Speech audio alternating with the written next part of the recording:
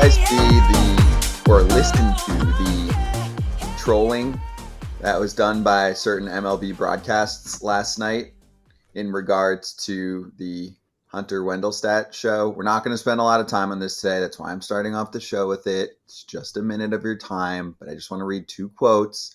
It's not "that's what he said." It's from broadcasters, not players. Here's one. Dwayne Kuiper.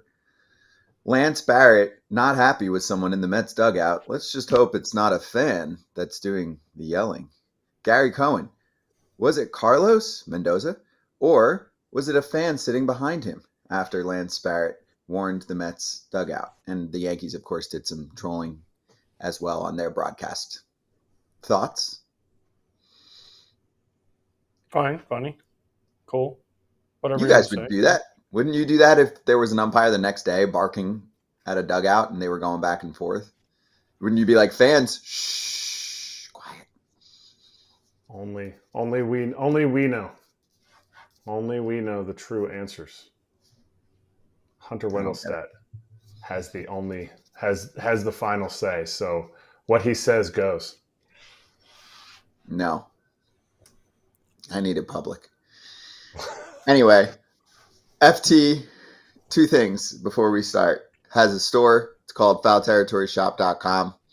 If you want to get involved with a little shirt, hat, hoodie, wristband, sticker, or if you'd like to be supportive for free, all you have to do is subscribe to our newsletter. Nice. And right subscribe to the show, screen. Scott. Yeah, and subscribe to the show. But likely if you're watching right now, you're subscribed to it. But yes, that's your job. You did it. But if you're listening on the podcast, you can also subscribe on YouTube and podcast. Very true. Do it. I'd like you to be a two-way player and be both on YouTube and via podcast. But there's your FT newsletter. Please subscribe. QR code on your screen there. And if you're listening to the pod, I'll post the link to subscribe in the description page. Now let's charge the damn mound. Charging the mound.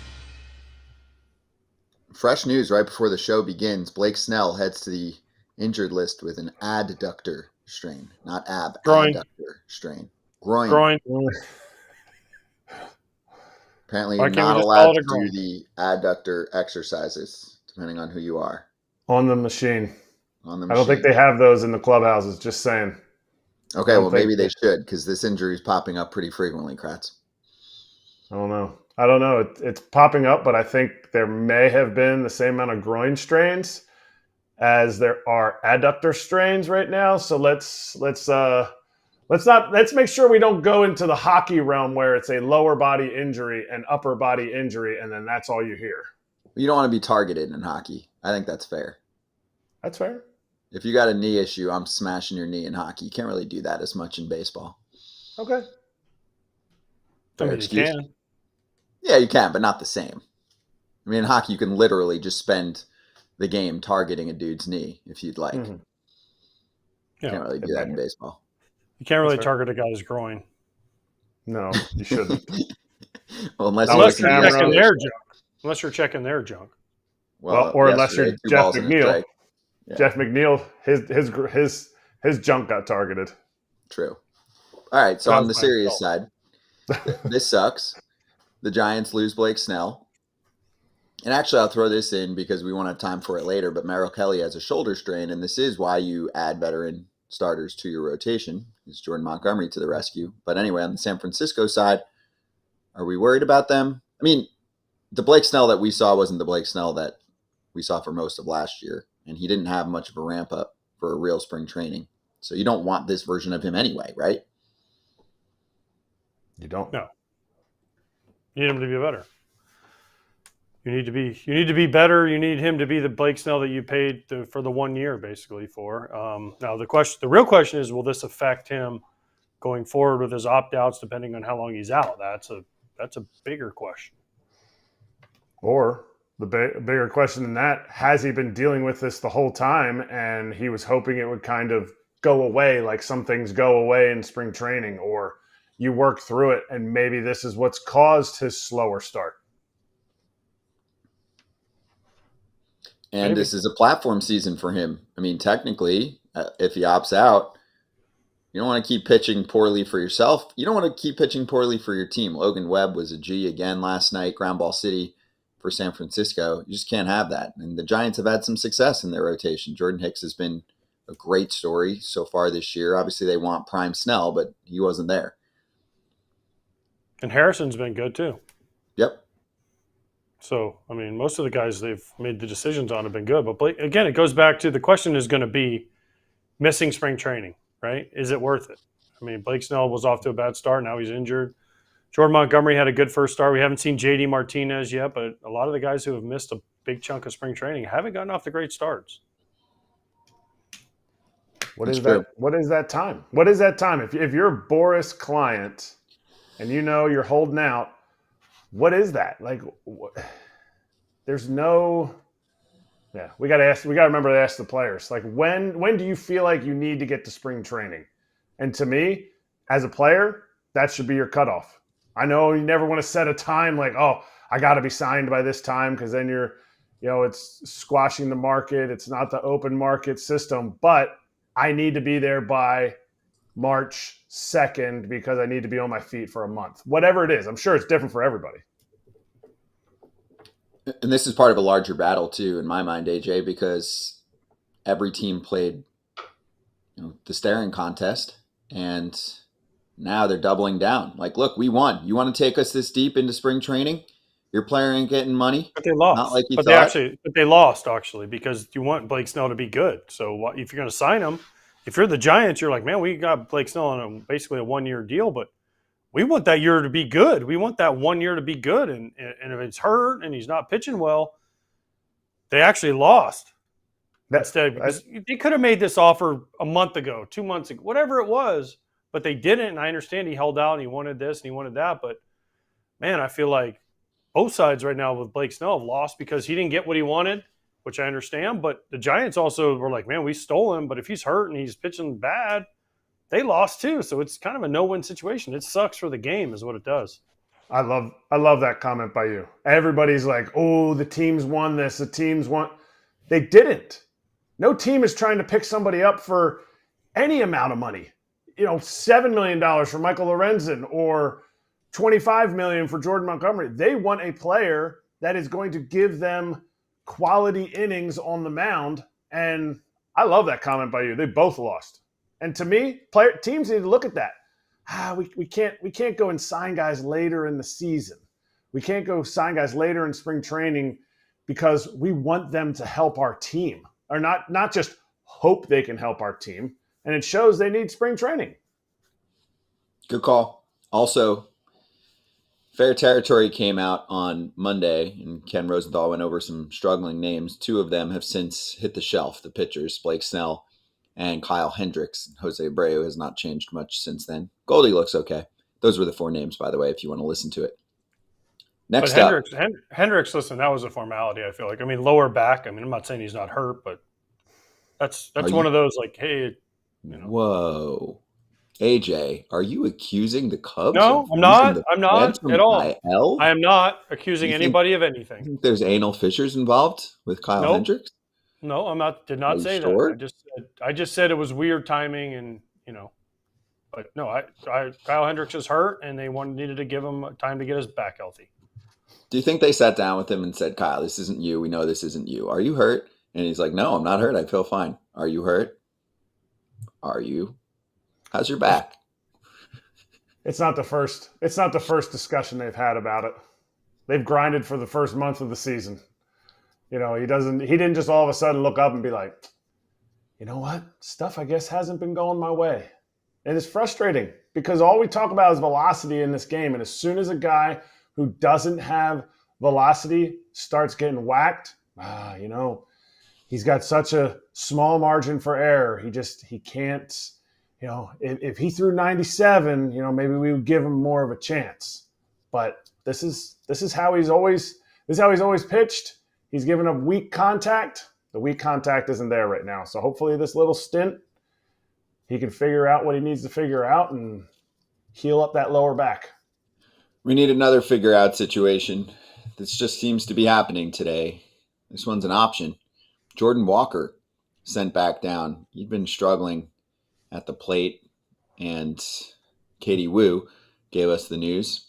Eno Cyrus added, I still believe in him. His batted ball power is still there on the upper ranges, but resets sometimes work and something needed to change. We documented this pretty well the other day with Derek Gould. And this is a guy that AJ many thought would win the Rookie of the Year award last year. A little more from Katie Wu, too. Initial thoughts. Optioning Walker allows him to figure out his swing. He's struggled specifically with pitches down and away, and his ground ball rate mirrors what it looked like last season when he was sent down. If the Cardinals want to be at their best, they need Walker right. Thoughts? Agreed. But who really hits the ball down and away very well? Nobody can hit that ball in the air. That's a tough one. That's a tough one to get into the air. The ball down and away, that's where a pitcher wants to throw it. The key is not to swing at it, right? It's not listen, as someone that swung at everything, like pitches down and away, I tried not to swing at it, but when you swing at a ball down, look at the Braves for years with Maddox, Glavine, Smoltz, Leo Mazzoni, right? Throw it down and away, throw it down and away. Sometimes they threw it 6 inches off the plate down and away and got a strike called, but all three of those guys are in the Hall of Fame because they could hit down and away. So, I get what Katie Wu was trying to say, and yes, they do need Jordan Walker, but he was struggling, and we talked about this the other day, and we talked about like a Jackson Holiday. He got another hit last night, but there is something to be said for getting sent down, resetting your mind, and starting over. And they did it last year. It worked with Jordan Walker. They're hoping it works again with him when he goes down to Memphis, and hopefully he stops swinging at the ball down and away. I think it's something that needs to be communicated. It's not, yes, a lot of it is about how the player takes the demotion, just like Jordan Walker took the demotion last year when he was hitting 278, and they were like, hey, we need you to lift the ball a little bit more. It's how the player takes it, but it's how it is communicated to him. If they go to him and they say, you're really struggling on the pitch down and away, that will demoralize the guy. That will give him you need to give him direction, because you can't go and do something that you're not. You can't go and hit, you can't have a 500 slug on pitches down and away, specifically about that tweet. But he has to have a reason, a goal to go down to AAA. I get it. He's not even 22 years old yet. Next month, he turns 22. So he is young. Some guys are just getting drafted and they're already 22 here in July for the draft. You sit there and you go, what is your goal when you go down there? I get it. You're better than that league. But what do you have to work on? If you never swing at that pitch in an area where you're struggling, that's going to help you not swing at it once you get to the big leagues. Let me show you one more little stat nugget from Eno. He said, pulled balls in the air are the best batted ball type by outcome.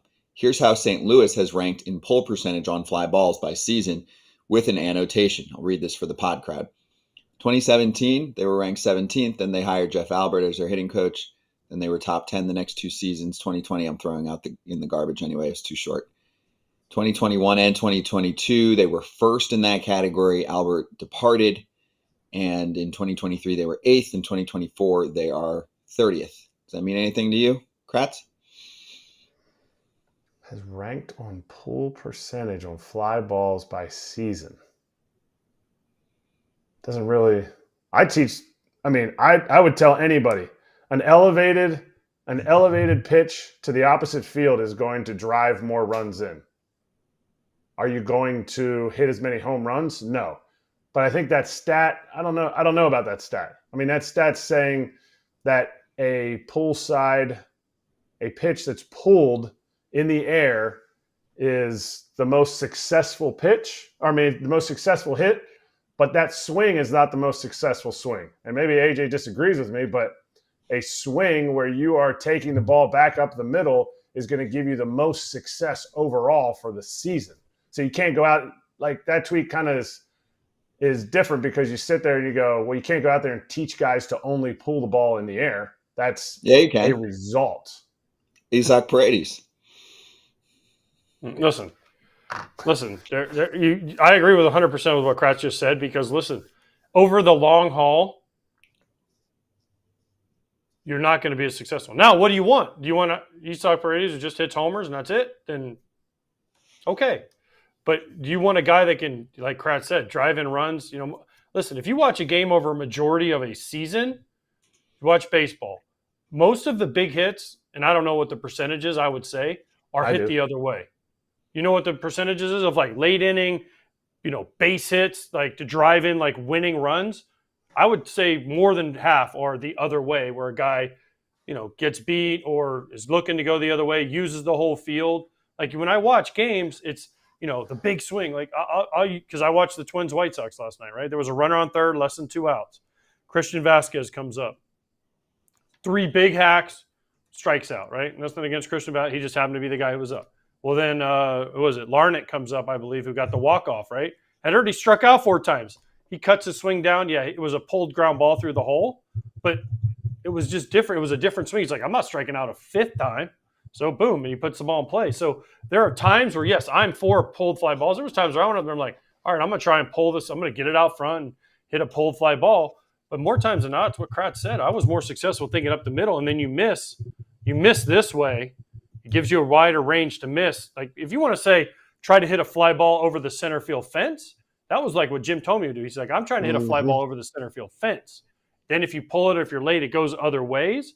But to say, I'm just going to go up there and try and pull, then you're just not going to work because you're going to roll over so many ground balls. I think it's the result.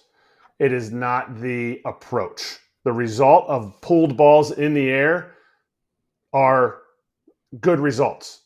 Guys have good results. If that's your approach, and I would have a hard time believing that Jeff Albert, I think that's what you said his name was, Jeff Albert was like, guys, we need to pull the ball in the air more. The idea is you have to be able to pull the ball in the air correctly, keeping it fair so that your swing is a good swing. And the number, AJ, is 56%. 56% of runs driven in by teams are opposite field, elevated to the opposite field. And the team, that's the team that leads the league. I forget what year it was. It was a few years ago. But it's right around that 52 to 56%. So if you want to lead the league in runs scored and RBIs, because RBIs are a stat for the team, you need to elevate the pitch. You need to elevate the ball opposite field with runners in scoring position. But the RBIs don't matter. They matter because that's why the Cardinals score 3 or less runs in something like 14 of their games this year. So that's why it matters. Elevate Oppo, kid. What do teams want? They want. Sorry, I know we have a guest ready. We're getting there. We're getting there. But just one thing. What do teams want? What do we say with starting pitching? They want to lower the salaries. What do? They don't let starters go as deep, so therefore it devalues them. So what if teams now come out and said, RBIs don't matter, batting average doesn't matter, this doesn't matter, right? Why? Because if you have a guy that drives in 100, you're like, oh, RBIs don't matter, so we can pay him less. Do you see what I'm saying?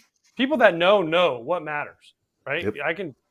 RBIs, I want a guy that drives in 100 every year. Yeah, granted, he probably has more opportunities, but he's also doing what he's supposed to do, driving. Carlos Lee, that's a guy. Can I carry the pull ball combo into our guest? 100? Exciting young hitter in our game. First, let's say hello. Pirates slugger Henry Davis joining us right now. Henry, great to have you on for the first time, man. How you doing? Yeah, good. Thanks for having me. Yeah, of course. I like the sweatshirt too. Thank you. Is that City Connect sweatshirt? Yeah, I think this is the one they gave us for that. Nice. It's great. All right, let's get into some hardcore baseball talk to start. So I don't know how much you caught about what we were going over, but Kratz, can you kind of ask it in your baseball language? I didn't play. What is more gooder? Pulling the ball every time in the air or driving runs in? Driving runs in for sure. Obviously, you can. If you're pulling the ball in the air, you're probably hitting some homers. But yeah, driving runs in. And I watched ever since you hit that home run this spring training in Tampa. What is that? Port Charlotte, where you just absolutely leaned on that fool. Like, I love the direction your swing is going. And we're talking about how, right now the Cardinals are 30th or something in the league in pulled balls in the air. And we're talking about how you can't necessarily practice pulling the ball in the air. It is a result of what your approach is to be able to keep balls fair pulled in the air. Maybe I didn't structure that comment correctly. Do you agree or do you disagree? Yeah, I would agree with that for sure. I mean, obviously, something traditionally I've done well, struggling so far this year to do that. But I actually had a conversation with our hitting coach, and I think the main contributor to that is me thinking about my swing or thinking about trying to do stuff like that. I think it just slows you down, and then you're not catching the ball out in front. And if you work your way back from, what leads to a pulled ball in the air, it's clean direction and catching the ball out in front. And if you're thinking about your swing, etc., you're going to catch the ball deep. You're going to be, indecisive at the plate, etc. But I think, that's all a result of having a good approach, trying to drive in runs, doing, things like team at bats. Hey, Henry, first of all, we talked in spring training, and you said you'd come on, but you were catching. So thank you for keeping your word and coming on later on in the year. I really do appreciate it. You know who you could talk to besides your hitting coach? I don't know if you know this or not, but your manager was a hitting coach for a long time. Yeah, so, I know. If you ever get in trouble, you can go ask Shelton if he remembers how to be a hitting coach. Yeah, Shelty will drop some wisdom every now and then. Does he give you one of those click stick things? Does he have any of those going around the locker room? No, I haven't seen it. I haven't got on it yet. I might need to, but ask him because I'll let you in a little secret. In 2014, we got second place in the World Series when I was on the Royals team, but we had that Chris Shelton click stick thing, and we just would like run around the locker room like whatever made a noise when you swung it correctly. Yeah. We just more would hit people with it. So you need to ask him to get a couple of those in the locker room because I know he's got a whole garage full of them. Yeah, it's a good idea.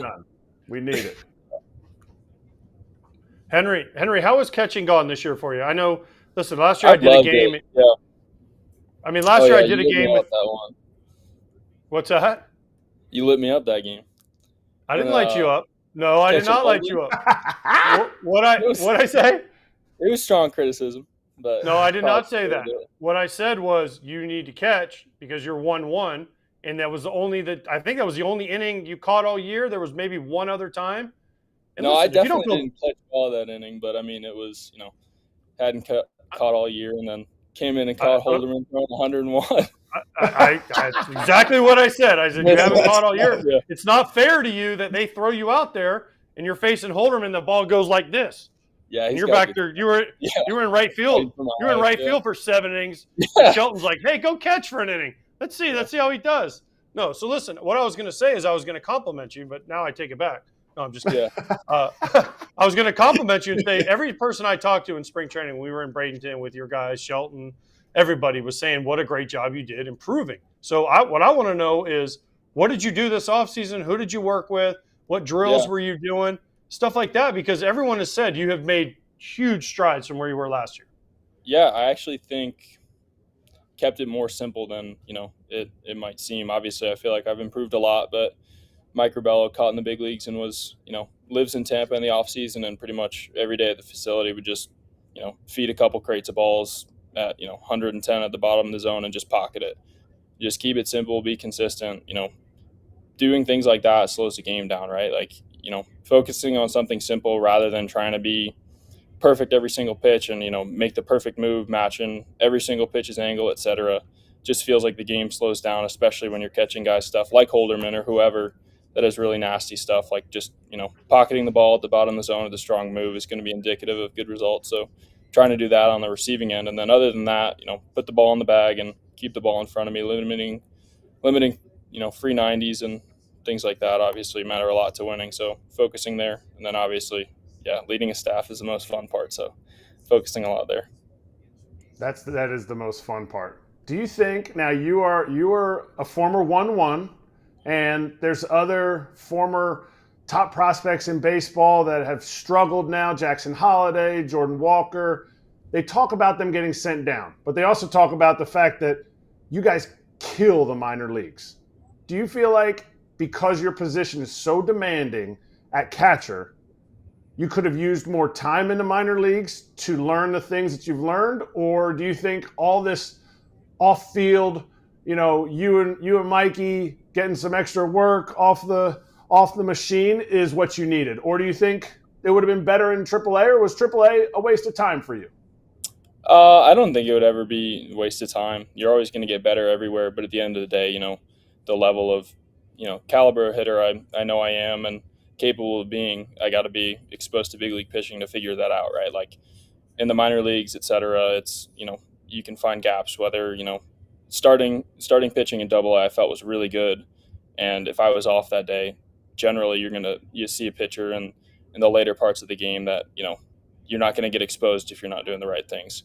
Vice versa in AAA, I felt like I saw really, really good pen arms from the guys going up and down, but the starting pitching was, maybe even a little less than Double-A. But for me, like, you never get away from it in the big leagues. So that being said, like, that's where you find out who you really are and the adjustments you need to make. And maybe for guys going back to AAA and making adjustments can help, but I feel like, doing it in the big leagues is where it really matters, right? Because you never get a break, and that's the fun part, right? Like, everything that's fun, worthy of accomplishing is hard, and obviously the big leagues is really hard, and that's what's going to make it even more worth it when, results do come, you find success, etc. Did somebody explain that to you? The whole thing that you were just saying? Because for years I have said that about Double-A and about Triple-A. Yeah. Or did you see it yourself? I saw it for sure. Yeah. I mean, every guy in AAA, I think I was there for I think I played 10 games there. It was like 2 series, but I mean, it was pen arms that were just nasty. They'd come in and every guy was, 98 to 100 with sink, or 98 with carry, etc. But yeah. Hey, Henry, just so you know, Kratz, those 10 games were a grind in AAA. I'm sure Kratz spent. He'll tell you he spent 15 years in AAA or whatever he's going to. Hey, wait! I texted Henry. Was it yesterday or was it 2 days ago? Yesterday. And I introduced myself. Like, people don't know who Erik Kratz is, and he goes, "No, I knew." Yeah. He goes, "I know who you were." He's like, "I was a Yankees fan." I was like, "That's when I knew Henry was a liar because I barely played for the Yankees." No, I remember. I watched a lot of baseball. That's good. That's why you're going to be a good player. Now I have two crazy questions for you, and one of them when you go to the park tonight you can punch Rowdy for. But I'm here. The first question I have is, you're home. You're at your place in Pittsburgh. I'm guessing right now. Yeah. No, so you rocked it. I'm at the field. Oh, you're already at the stadium? Oh, okay. Yeah. I was going to say because you're there early. You're rocking. I'm not starters. Just kidding, Kratz. I was going to say, because you're rocking the Pittsburgh sweatshirt, you're billboarding, there's probably going to be a fine in Kangaroo Court. So, okay, that makes me feel better. And then second of all, I have to ask you, the day we were there was the day you guys were breaking camp. Is it true you wore joggers on the plane in your first opening day? He let me up about that. I didn't know. Yeah, Rowdy makes the rules, I guess. So I got to wear whatever he wants to wear. No, he doesn't. No, he does not. Constant belt loops. Yeah. What do you say? You need belt loops on your pants? Yeah, that's the rule now. So whatever Rowdy says, I'll do it. So yeah, he's done it a lot longer than me. I'll just keep the ears open now. Oh, do not follow what Rowdy says. No. He's taking over the clubhouse. I love it. No. Henry, listen. First of all, you're the catcher. He's a platoon first baseman. Second of all, if Kutch says you can wear joggers, you can wear joggers. Okay. That's Kutch's town. They actually were going to make the City Connect say Kutch on them, but they didn't. They just went with PGH. Yeah. Got it. It's probably trademarked or something. He's already got it. Probably. Yeah. What did you think? You know what Henry and I have in common? What? Besides incredible good looks and extremely thick necks, both made our big league debuts with the Pirates. Just saying. Nice. There you go. Just 80 years apart. What, 14 years apart? 13 years apart? Henry, on that note, because we've had Rowdy on since then, did you like the way that he kind of in his Rowdy way backed up David Bednar in that early phase when Bednar finally showed that he was a human for 5 minutes and struggled for a sec? Yeah, I mean, I think having each other's backs is important. Obviously, I think that, certain times during the year we're all going to have struggles and, picking each other up. And obviously, a lot of times it's, 2 or 3 guys in the lineup carrying it. Sometimes when you're really on a heater, it's a bunch, or vice versa with the pitching staff. Like, some guys are doing really well and leaning on others, but I think being able to have that support staff in the clubhouse and having each other's backs no matter what is important. Got a fan question for you. Got a lot watching right now. So Daniel said, was at the Pirates game Monday. How cool is the relationship between fans and Kutch? He still gets the loudest cheer. Also, Jared Jones is nasty. So yeah, we can get answers from you on both. We spent a lot of time on Jones and his what's the word, sword yesterday on Bryce Terang, or 2 days ago, I should say. Yeah, I think the thing with Kutch, obviously, what stands out to me is what he's done for the city, how well he's played, and obviously they remember the winning teams that he's been on, and that's something we're trying to replicate now. But when you can contribute like he has to a city and give them those memories, obviously that's something that you're contributing and they're going to remember. So that's a credit to not only who he is as a person, but what he's done on the field, and yeah, something we're all trying to replicate. And yeah, Jared's pretty good. It's a fun catch. Were you catching? Were you catching? Don't want to overdo it, but yeah, he's pretty. Were you catching the other day when he sorted Terang? Yeah. Did you say anything? No, I didn't know if he was actually hurt. I didn't know if he twisted his ankle or something or not. That would have made it even better if he would have twisted it. Then you would have been like, look at you, fool. I saw him smile, and then I threw it a third. I know. Yeah. The great part about being a catcher is you have your mask on, right? So you can say stuff and you can have emotion, and nobody has any idea. So you can be like, "Oh, that was an awesome swing there, Bryce," and nobody has any idea. Or you could be laughing. As long as you don't give it the old where your head's bobbing up and down, you can do whatever you want. I think I said something to the ump about the 640 game with the shadows on the batter's eye facing Jared throwing 100 with just disappearing sliders. It was just not a fun day to be a hitter. Is he your favorite pitcher to catch? Probably, yeah. Yeah, I've caught him, the whole way through the minor leagues and seen the whole experience. So yeah, it's a lot of fun. It's a fun mound visit. What does a mound visit sound like? What is that? How's it go down? Sometimes, honestly, it's hard to keep a straight face because we're good friends, but he's not someone that wants to be coddled or, given a breather or anything out there. So it's and you're not talking about pitches, obviously, because it's just strengths for everybody. And I think literally just trying to get him mad. So it's hard to keep a straight face. But the other day, he actually locked me up. I went out and I was he never responds. He's I was like, dude, it's the same lineup as earlier, the same exact lineup. What do you got? Why are we changing? And he's like, I know. And I just kind of froze, and I was really surprised he even said anything back. And then I just kind of stuttered and walked back, and I think he struck the guy out or whatever. But yeah, he locked me up there. So he's just super locked in. Yeah. There's some fun ones, because when you can get him angry, he's someone who really pitches he pitches on fire, and just it helps him a lot. And one time I think we were in Erie maybe a year or two ago, and I was walked the first two guys or something, and I went out and I just told him I would tell Krabby to get the pen hot if he wanted me to, and walked back, and he just punched the side. So. Yeah, sometimes it's pretty fun. Okay, that's great. By the way, he's a great guy. You know why? Because he came on foul territory with us in spring training. I'm just saying. Yeah, he's the best. Right after he got the call. Yeah, he's awesome. Right after you. He went on before. That's your school. What's that? Where he might hear boos in a playoff game at some point and deal a shutout. Oh yeah, I love that. I love that. Yeah, but if he's gonna punch stuff, make sure he punches with his left hand, right? I don't think he'd probably throw a glove or something first. We'll talk through it. Okay. Yeah, don't kick coolers, and don't punch with your right hand. Okay, punch because if you break this hand, you just don't. He expects no comebacker, so he doesn't really need this. Tape it up. Rub some dirt on it, like they did back in Louisville. Yeah. All right, I have two more for you. One is on the topic of nastiness on the mound. What are guys saying about Paul Skeens? After you see a few innings from him and he strikes everyone out, the next day in the clubhouse, or even maybe while it's going on, if you guys are there, is everyone yo, is he coming soon?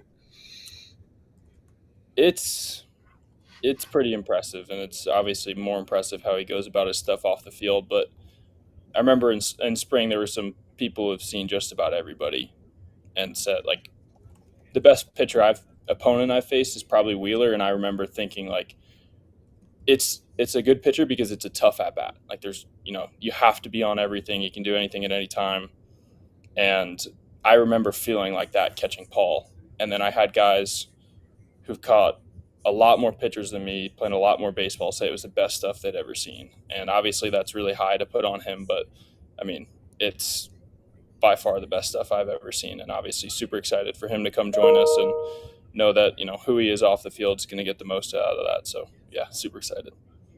I think he gave up some runs today, so he's off the prospect list. I'm just saying. Yeah. He's human. Yeah, I think he might have given up a run or two today, so he's out. Yeah. No more. He's off the prospect list. All right. So you were 1-1. Joey Bart, who they claimed off waivers, right? He was right there, right? So and he was supposed to be super prospect. Now he's with you guys. How was that relationship? Because he comes over kind of at the end of spring. Like, were you the? I mean, I don't know. Were you the veteran leader to him?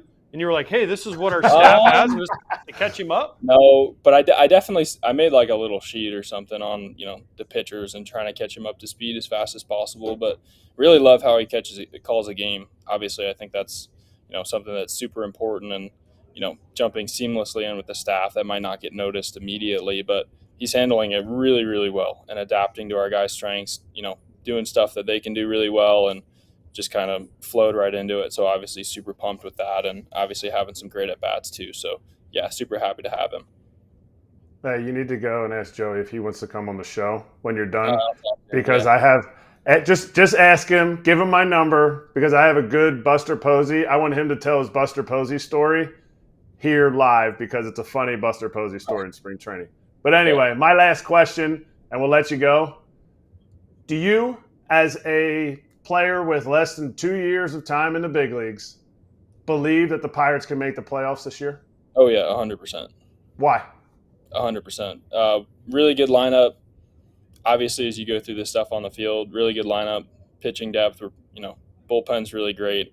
All those things that collectively, you want to check off are great. But I think more than that, we all really want it. And we're aware of the things that are indicative of success there. And we have the leadership in the clubhouse and things like that where, we just went through a little rough spot. I think we lost 6 in a row and it wasn't panic. It wasn't defeat. It was, these are the things that, we do really well. We had a little brief meeting that wasn't, over the top panic button, but right back to it, guys. This is how we're going to win when things aren't going perfect. Just find a way to claw through it, right? Find a way to scratch a win out. Every single game we play could be the one that decides the division, decides the playoffs, etc. And when we have all these guys pulling in that same direction, it's a really special feeling, and it's definitely indicative of that direction, and that's where I feel like we're going. Kratz, you host me. I said I had 2 more, so this is my last one. For real. 30 more seconds. Okay. It's okay. So back to when you were a 1-1. I remember, because I was covering the draft too, you said, I don't know if I wanted to come, but obviously I'm here for friends, all of that. My question is more about, because you were at the draft, how we can make it cooler, right? How it can catch up to the NFL and the NBA. We're doing our own version of a draft show this coming year, kind of that alt version like you'd see with Pat McAfee for the NFL draft, because I feel like something's missing there. And, it used to be the excuse of, we're not going to see these guys for 4 years. That's not really true anymore. You see a lot of them within a year or two.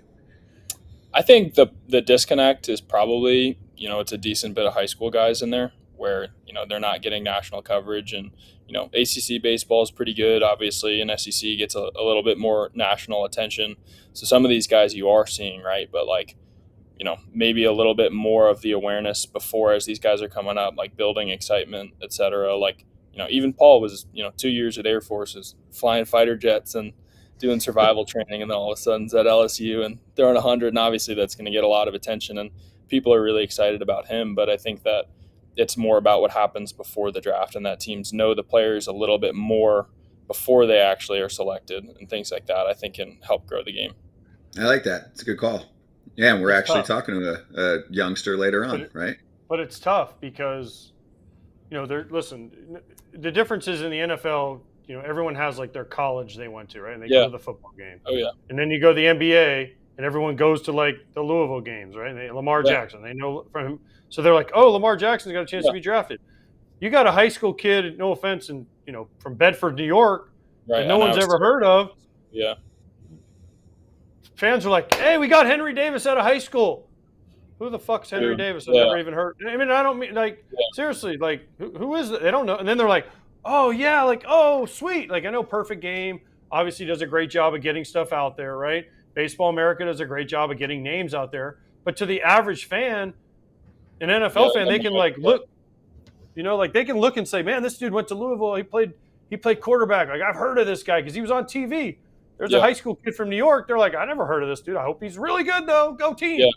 Yeah, that's fair. Yeah, I totally agree, honestly. I think that's the challenging part. But, I'm not really sure how to solve it on a high school end. But I think for the college aspect, college baseball is really fun. And obviously those fans get into it. And, sharing that level of the game with some of the major league fans and professional baseball fans, I think could help a lot. Henry, this was awesome, man. Hope you enjoyed it. What's up, AJ? Deep down, he knows the SEC is just the best conference. It's cool. I get it. You had to sneak that in there. Yeah. Henry, you're the man. This was really fun. Fans enjoyed it a lot, too, that are catching it live. So keep doing your thing, all right? We'll catch you soon. Appreciate it. Thanks, guys. Thanks, you, Henry. Good luck. Henry Davis. Yeah, good luck, Henry, from the Pittsburgh Pirates. Good combo there. Got to a lot. He said a lot of good stuff. I love the catching stuff, like what the adjustments he was making. And by the way, I did not bury him last year. What did he say? I love that he's called you out. I did not. I love that he did too, because at least he was listening. You didn't bury him. I know, but what I said was, it's really tough for a guy who hasn't caught it all. He played left field, right field for 8 innings, and bring him in to face literally Holderman, and the ball's going like this, every which way at 102, and he clanked a couple, and we went. They asked me why. And I was like, he's late with his glove because, it's the drop. And if you're not used to doing it, you're late. And that's what he said he worked on. So it was perfect. Were you on the broadcast for that? Is that what he was talking about? Yeah, I did. He caught, I think, twice last year. And we before the game, I went in and asked Shelton. I said, who I've known for forever. I said, hey, Derek, what's going on with Henry Davis? He's like, well, we're trying to find a place to catch him, but he's been hitting in right field, so we're going to let him hit. And then they actually put him in like the bottom of the 8th in a game. I think they were losing. And he got to catch an inning, and then whoever I was doing the game with was like, what do you see? And I was like, he was just late. But I'm like, it's not fair, dude. He played right field for 8 innings. Then you want him to come in and catch, and he's catching a dude throwing 100 with literally balls, like I said, zigzagging. It's tough, man. It's tough. But I'm glad he's become defensively what they thought he would be, because his value honestly is as a catcher, because he's got a good arm, and if he can do this and put down these right or push the buttons the right way, he's got a lot of value. It's not good figures. It's good video gaming right now. Yeah. Can you push the buttons correctly? Can you push the buttons? Beep, boop, beep, boop. Fastball. No. Dang. Curveball. Dang it. Somebody flipped this over. It's upside down. There we go. I'm going to press a quick button, and then on the other side, we have Aaron Gleeman from The Athletic, because we have to make sure the Twins are okay. They had Pablo Lopez going up against the White Sox, and they barely beat them last night. So we're like, are you okay? Are you sick? So we'll talk to Aaron about it in 1 sec, pressing the little break button. Boop. Unified Healing is sponsoring this episode of Foul Territory. Unified Healing is an innovative global network of wellness centers powered by Energy Enhancement System, or EE System. This technology promotes wellness and deep relaxation, and there are hundreds of locations across the globe. Interested in experiencing the EE System technology for yourself? Go to unifydhealing.com/foul to learn more and find a center near you. That's UNIFYD healing.com/FOUL. No material or testimonials on the Unified Healing website are intended to be viewed as medical advice or a substitute for professional medical advice, diagnosis, or treatment. Always seek the advice of your physician or other qualified healthcare provider with any questions you may have regarding a medical condition or treatment, and before undertaking a new healthcare regimen, including EE System. There he is, our friend Aaron Gleeman from The Athletic. You've got the OG crew here, Kratz and Pierzynski, Braun here with you for anyone listening on the pod side of things. And also check out Aaron's pod. It's awesome. We'll talk about it in a sec. But are the Twins okay, Aaron? I know they'd been struggling off kind of a slow start. And you heard my little teaser. They only beat the White Sox by 1 run, just barely, with Pablo Lopez going in yesterday's game. How are you? Hi, guys. Thanks for having me on. It's a fair question. Are they okay? I was wondering that, through about 6 or 7 innings last night, and I've been wondering that pretty much the entire season watching this team. They should be okay for like the next week and a half, because they play, I think, 5 more games against the White Sox, so that'll help. Hey! Yeah, sorry, hey! AJ. Somebody asked Baldelli pregame yesterday, the day before, is it, you look at the White Sox numbers and their record, and is it hard to stay motivated playing such a bad team? And he looked the reporter in the face and he said, right now we're a bad team. So it's very easy to stay motivated because you got to beat someone. And so they just need to get wins any way they can right now at this point in Minnesota because, they not only are they way behind where they thought they would be, not only haven't they hit basically all year, but the rest of the Central, aside from the White Sox, not nearly as bad as everybody thought it would be, not nearly as horrible as it was last year. So even the idea of, 83, 84, 85 wins winning this division might not be accurate this year because I think as of right now, Cleveland's got the best record in the American League. Yeah, Cleveland is rolling right now. So 2 questions for you based off of last night's games and some of the tweets that we were showing that you put out there over the last 24 hours. One, is Pablo Lopez okay? Velocity-wise, there was some concern. And 2, we just showed the tweet about how most teams are just pouring on off-speed pitches against Minnesota, besides the White Sox not getting the memo. So what's up with that? Yeah, I mean, it was shocking to see, and it did make me think, we watched basically, I think the Twins are seeing the fewest fastballs in baseball and one of the fewest rates since they started tracking this stuff like 10 years ago. And then I'm watching the White Sox throw them 70% fastballs the past 2 nights, especially the bullpen. And then you saw guys like Trevor Larnach, who struggled all career versus off speed. His eyes light up when they give him a 4-seam and he hits it for a 2-run homer last night, and it changes the game. So I was shocked by that. It did make me kind of think, well, yeah, the White Sox are playing bad, but maybe they're not being put into the best position to succeed from like a scouting report standpoint. The Lopez issue is definitely a worry. I mean, we talked to him post game because he struggled. It was like a 40-pitch 4th inning, gave up 3 runs. But the bigger worry was he was like 94, 95, which is pretty usual for him. And then all of a sudden it dipped down to 91, 92. We asked him a couple different ways post-game, how do you feel? He said he felt fine. Baldelli was more, I guess, cautious with that, saying they want to see how he comes in today and they'll talk to him about it. But, I mean, that would be just a huge blow to the Twins even if he's forced to miss a couple of starts and it's nothing serious. But I think for now they seem cautiously optimistic that it was just, sort of a cold night, bad inning, and all that. But, yeah, they can't afford to lose anymore. They're already down Correa and Royce Lewis. Pablo Lopez has been basically an ace for them since they got him last offseason. So that would be one that I don't even know. It's April. It's early, but it would be getting late pretty quickly for the Twins if he's down. What is the Twins' lineup identity? Taking pitches until one hits your bat? Is it what is their identity? I mean, I think they've definitely developed and, I don't know, kind of assembled a lineup that crushes fastballs. That's their ideal. I think maybe that stems from 2019, the Bomba Squad team where they set the record for homers. I mean, they ambush pitchers, they destroyed fastballs. And even since then, they've been, top 2, top 3 in the league, usually in slugging percentage versus fastballs. But I worry that the pendulum has swung a little bit too much towards that, and they don't have enough guys in their lineup that can even kind of put up a fight against off speed, spin, movement, changes of speed. At some point, the league catches on to that. I think we saw that in the playoffs against both Toronto and Houston. They both threw fewer than 50% fastballs against the Twins, and we've seen that basically all year except for the White Sox. They've seen fewer than 50% fastballs pretty much every game, and they just don't have enough guys in this lineup, whether it's young guys or even some guys they brought in like Carlos Santana. He really has no track record of hitting off speed, and it's great to crush fastballs. I mean, that's what you want as a baseline for a hitter. I'm sure you guys would be able to know more than me, obviously, but at some point you become so easy to game plan against when there's just this massive gap between what happens when I throw this guy a 4-seamer and what happens when I throw this guy a slider. And it's not like teams are going to, stop doing it. And once they smell blood in the water and they realize, oh, this team can't hit, spin, you're just going to see more and more of it. And so the Twins, whether it's a coaching thing, whether it's a game plan thing, or honestly, it might just be an issue of how do we add a little bit more diversity to this lineup with guys who can actually handle off speed. They need to make changes with that, I think, or they need to at least adjust with that, because their identity right now is we crush fastballs, and then other teams basically just said, okay, that's good. We'll just stop throwing you fastballs. Now what? And the Twins so far at least haven't figured out a way to counteract that. Well, I mean, it's interesting to me you say that, but okay? So is that a player problem? Is that a hitting coach problem? Is that a development program problem? Is that a manager problem? Like, whose fault is it? I mean, basically, if you look at the Twins lineup, from what you're saying, you have a bunch of the same guys that if you could just go out there and execute spin.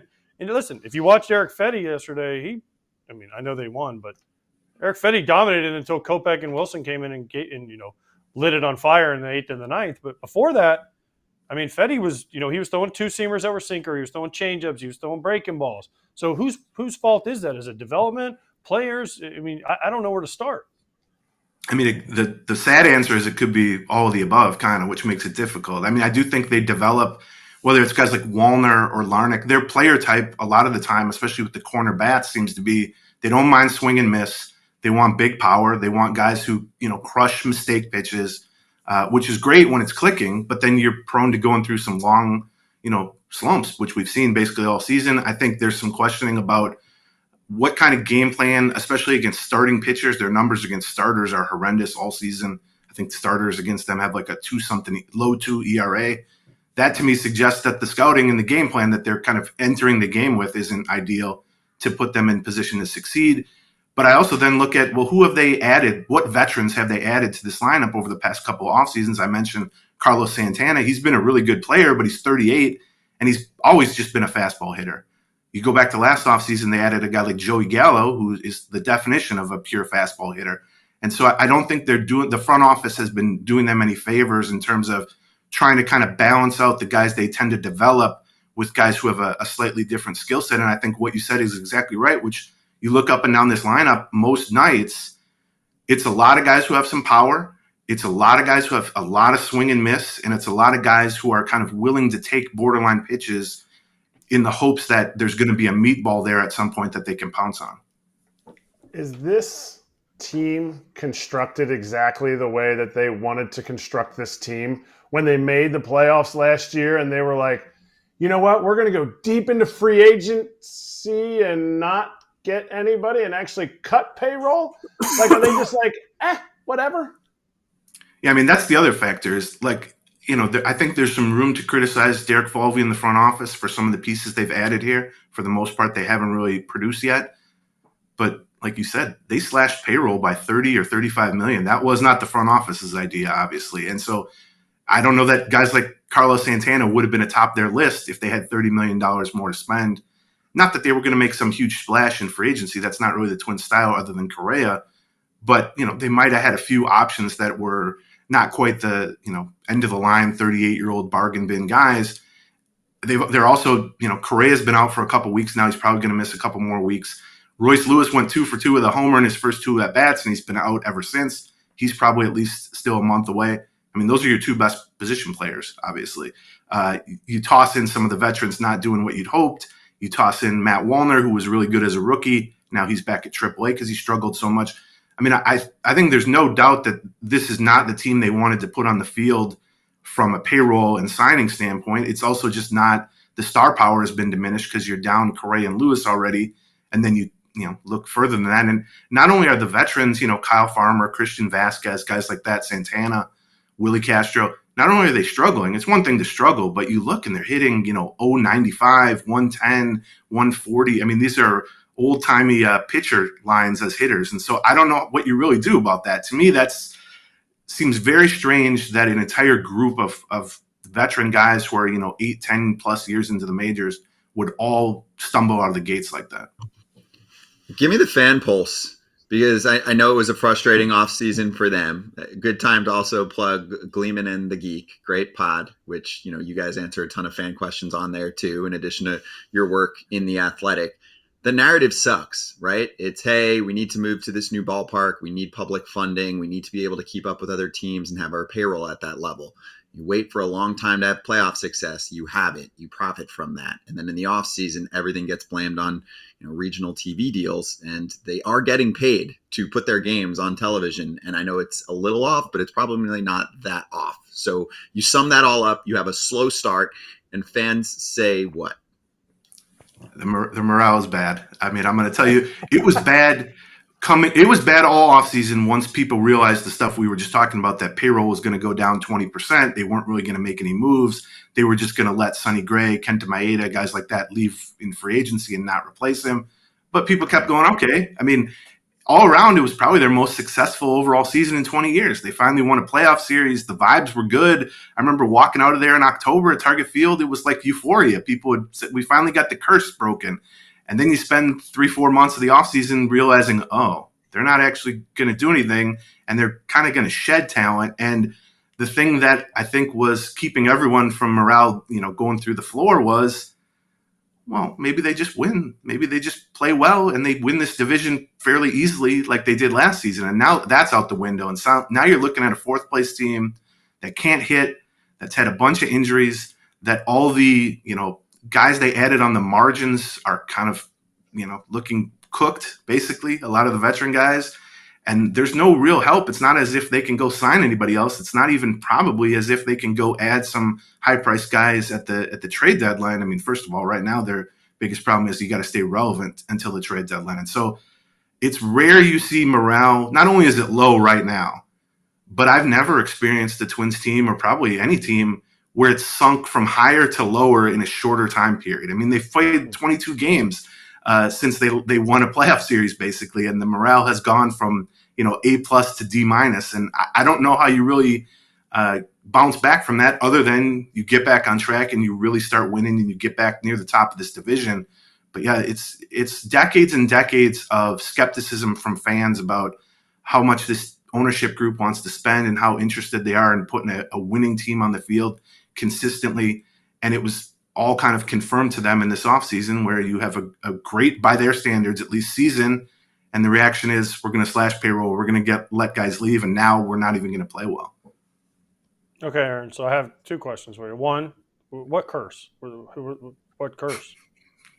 Yeah. Well, ever since you hit that homer against the A's. That's all I needed. You made me say. Great point. But seriously, true. So true. Why can't they raise payroll? The Pohlads are richer than Scotty Braun. I don't understand why they can't raise payroll. I mean, they sell businesses like every other month for like $300 million, and they just put Target Field in, and they were selling out every game since 2010 when they opened Target Field. I don't understand why can't they raise payroll? They get great viewership on TV. They forced Dick Bremer out, right, because he was making too much. So they got his money back. They recouped his money. So why can't they spend? My question is, you win your first playoff series since 2002 last year, okay? Then they played the Astros. I was there. That was a tough series. They were in it, but the Astros were just better. But why can't the Pohlads go out and give Thad Levine and Falvey money and say, hey, keep Sonny Gray, go get another hitter, and hey, maybe we got a chance to actually get to the next level? Because this honestly has been going on since I was there, and I came up in 1998. It's always like, oh, we don't have any money. We don't have any money. They have money. They just don't want to spend it.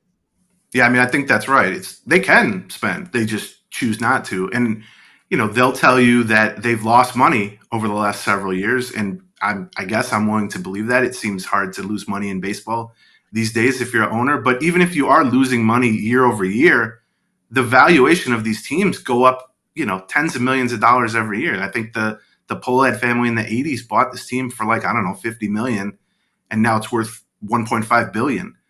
So even if you are losing $25, $35, $50 million a year, that kind of pales in comparison to the overall value of the thing. And I don't really know how we got to the point that fans or media or whatever just kind of assume that baseball teams or any sports franchise need to be run as a pure business. Like, why do they need to turn a profit every year? To me, it's like owning a painting or some sort of luxury item. It's like the value of the actual thing itself is going to go up over the course of decades. You don't need to also make a profit on it year over year. And there are a few franchises in sports where the owner takes that approach, but certainly the Twins do not take that approach. And so, yeah, I mean, I agree with everything you said. I don't think Twins fans, they're used to this, right? Like you said, it's been happening since you were there. It was happening decades before that, even with previous ownership. But it's not like Twins fans want them to spend $250 million. Their payroll was like 155, 158 last year. They could have kept that and still had some things to do this offseason. You're probably not going to re-sign Sonny Gray at that point, but they could have at least boosted the depth, added a competent fourth or fifth starter, which they right now need because they've had some injuries and poor performances there. And instead, they're at like 130, 125. I mean, that's just not acceptable. And my worry is, with the TV situation, with the fan morale the way it is, what's going to cause that to change? How's that going to go back up? Because if you keep playing this poorly, partly as a result of slashing payroll, well, fans aren't going to flock to the ballpark. your television ratings are going to go down at a point where you're trying this offseason to find a new high-paying television home. Well, that's not going to be real easy when the team is bad and that no one's watching. So it becomes almost like a self-fulfilling prophecy. It's like, well, we cut payroll because we weren't making money. Well, now fan interest is down. The team's bad. You're not going to make any money off that. So my worry is that this is not going to be a short-term thing. And in terms of payroll rankings, they had been close to average over the past 4 or 5 years, which honestly I think is all people in Minnesota are asking for. Spend somewhere near a league average amount, and now they're back down to the bottom third, which is they're basically spending at a level right now relative to the Major League average payroll that is identical to the end of the Metrodome days. And that is certainly very, very far from what people of Minnesota were promised when Target Field started becoming a possibility. Hang that damn answer in the Louvre. That is like picture perfect. It's true though, on the long-term side of things, like you want to build your franchise to have high value long-term. This is not the cycle, because then the blame process starts, right? Oh, well, fans aren't showing up. We didn't do as well. Oh, why do you think they didn't show up? We had this problem too in the offseason where the Seattle Mariners are in their winning window. They essentially either cut or stayed the same because they were worried that their TV subscription moved to a different service and that people were going to unsubscribe. I'm like, great way to get them to unsubscribe is to not invest in the team, even if you take a little loss on the short term. You're right. It's second generation owners, certain number crunchers. There's a few that stand out, and there are a bunch that are in it for the wrong reasons. Anyway, I'm going to take us back to the team for a sec, because a fan question that has gotten consensus here while we're chatting is Edouard Julien. What are you seeing from him? There's pop, that's fine, but he's hitting 200. He hasn't looked like he did last year, right? Yeah, I mean, with him, he's a really weird player type, and I don't mean that like I think has the potential to be an all-star player or certainly an all-star caliber hitter, but he's so patient at the plate. He has an incredible eye at the plate, and if you look at like his swing and miss versus chase rate, like he's not going after pitches that are outside the zone. It's almost comical that he refuses to even borderline pitches. But what we've seen is then he gets in 2-2, 3-2. He gets deep counts because he has a great eye, but he also has so much swing and miss that he basically gets one swing each at bat. And if he swings and misses on 2-2, it's a strikeout. And then the other thing we've seen, especially early on this year, he takes a lot of borderline pitches, and more often than not, he's correct that they're not strikes.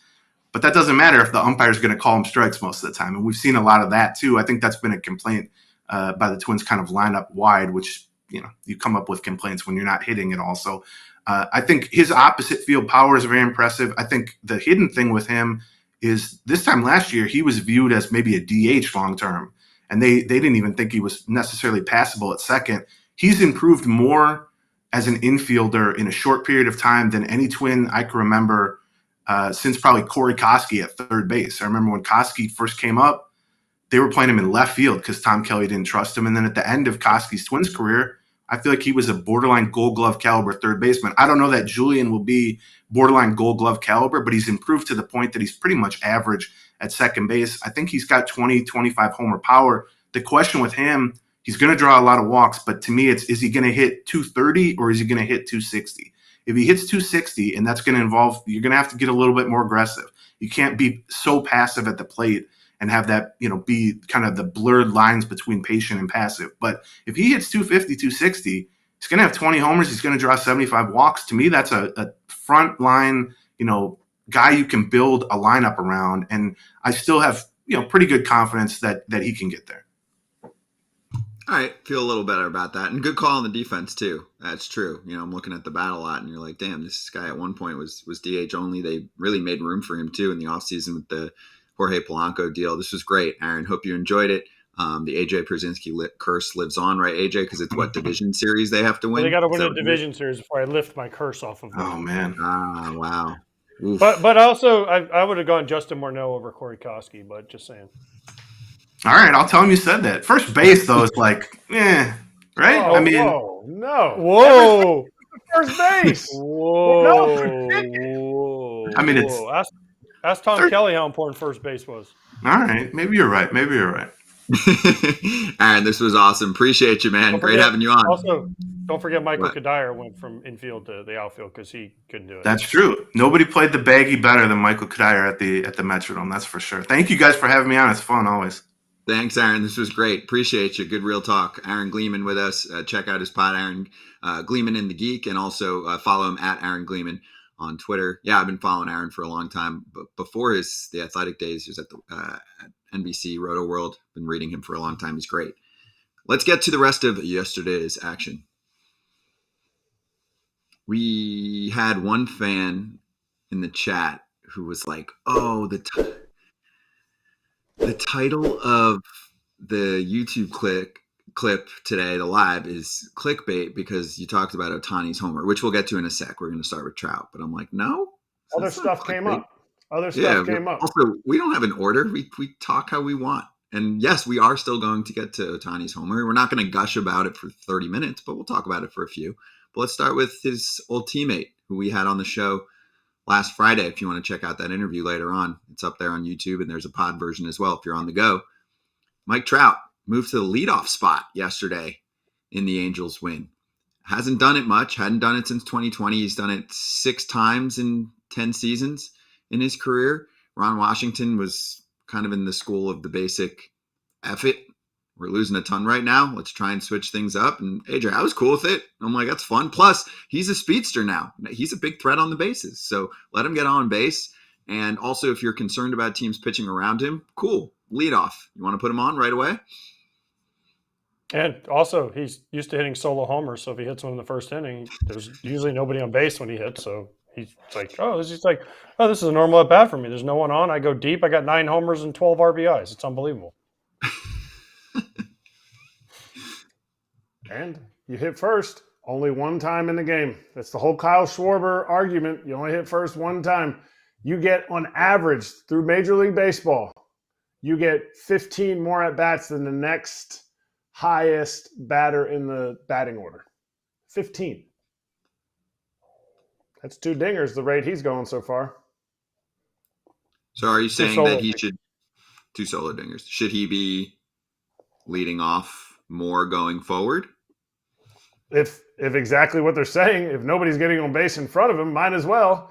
You have a better chance of somebody of the 8 other guys getting on in front of him to drive him in at some point.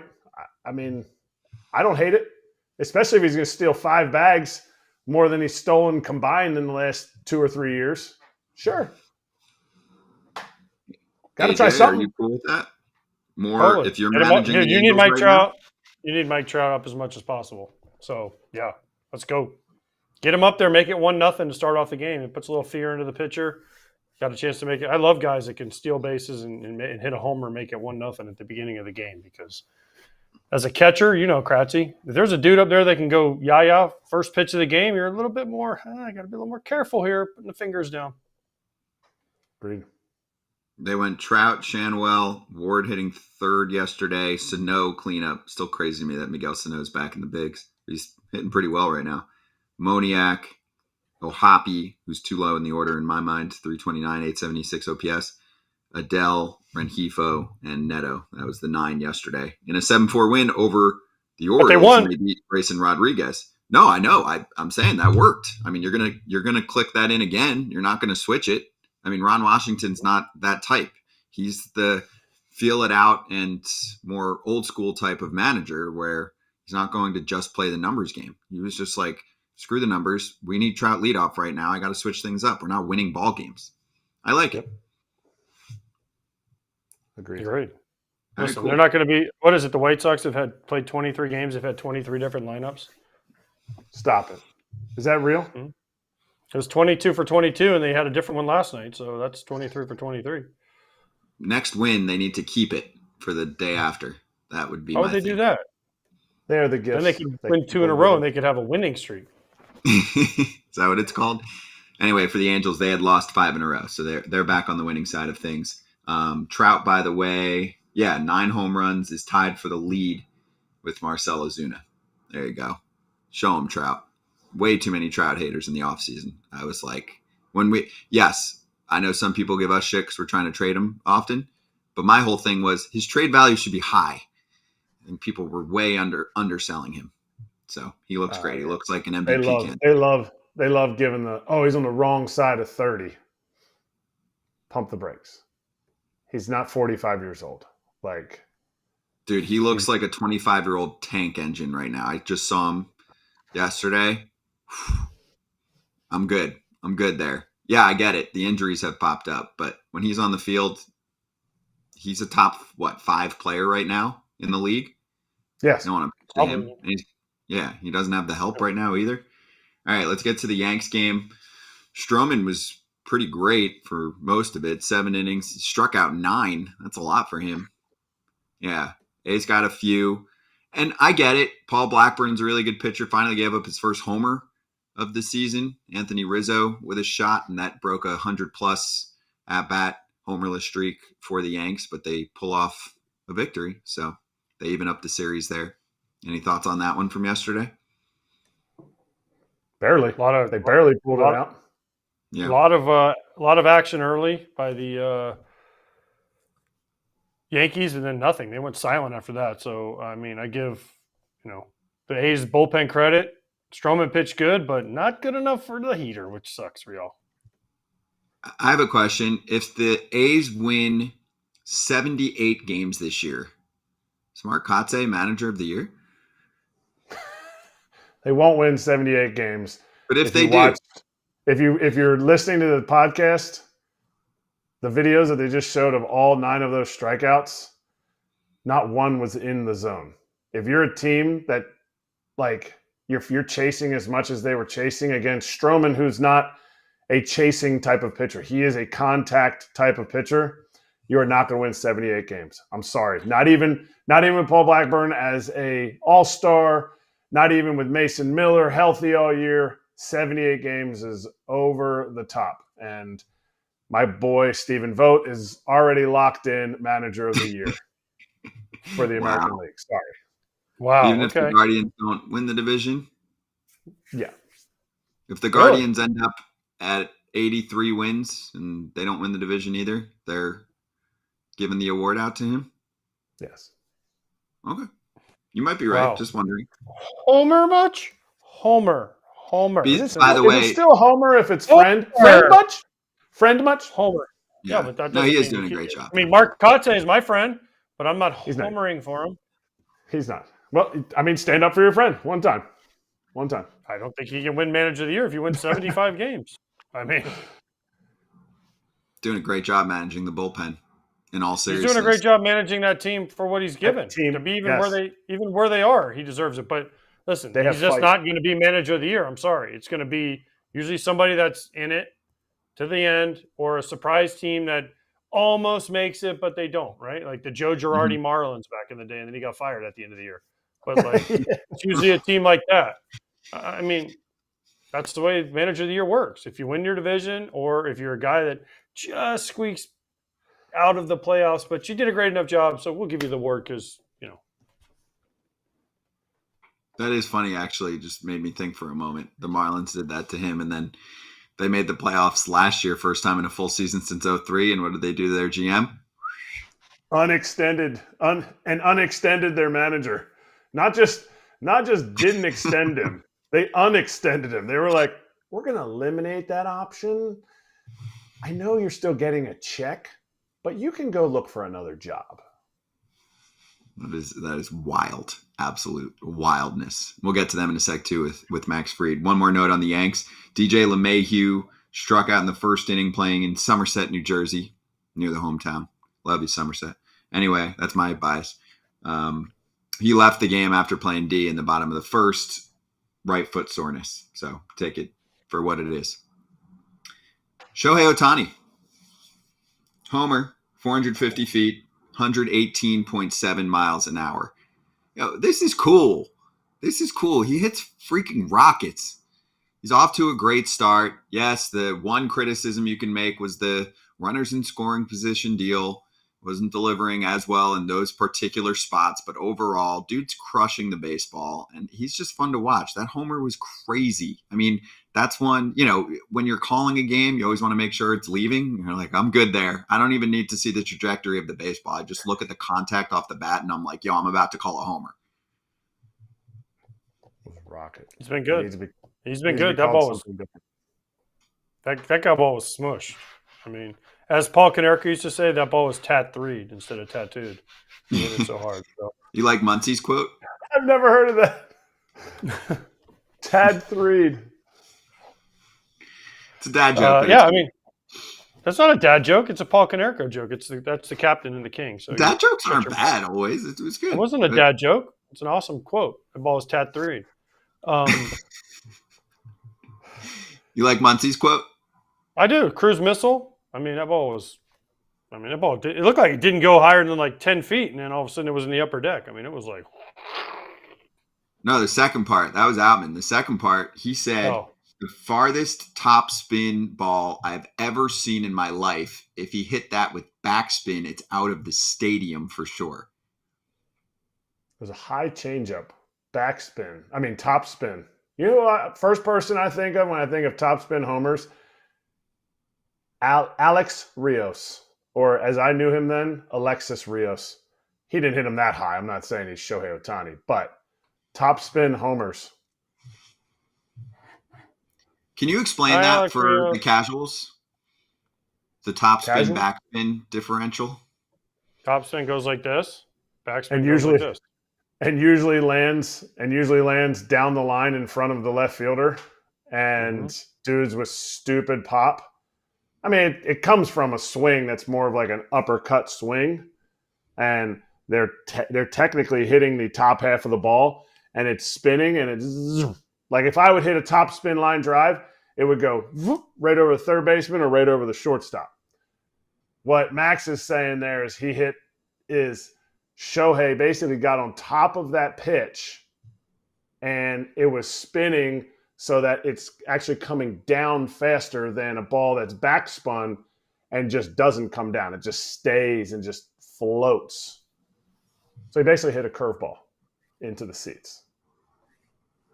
Incredible. A lot of hits in topspin. A lot of hits in topspin, by the way. That's how you get a lot of hits. You hit topspin. A lot of dingers are in backspin.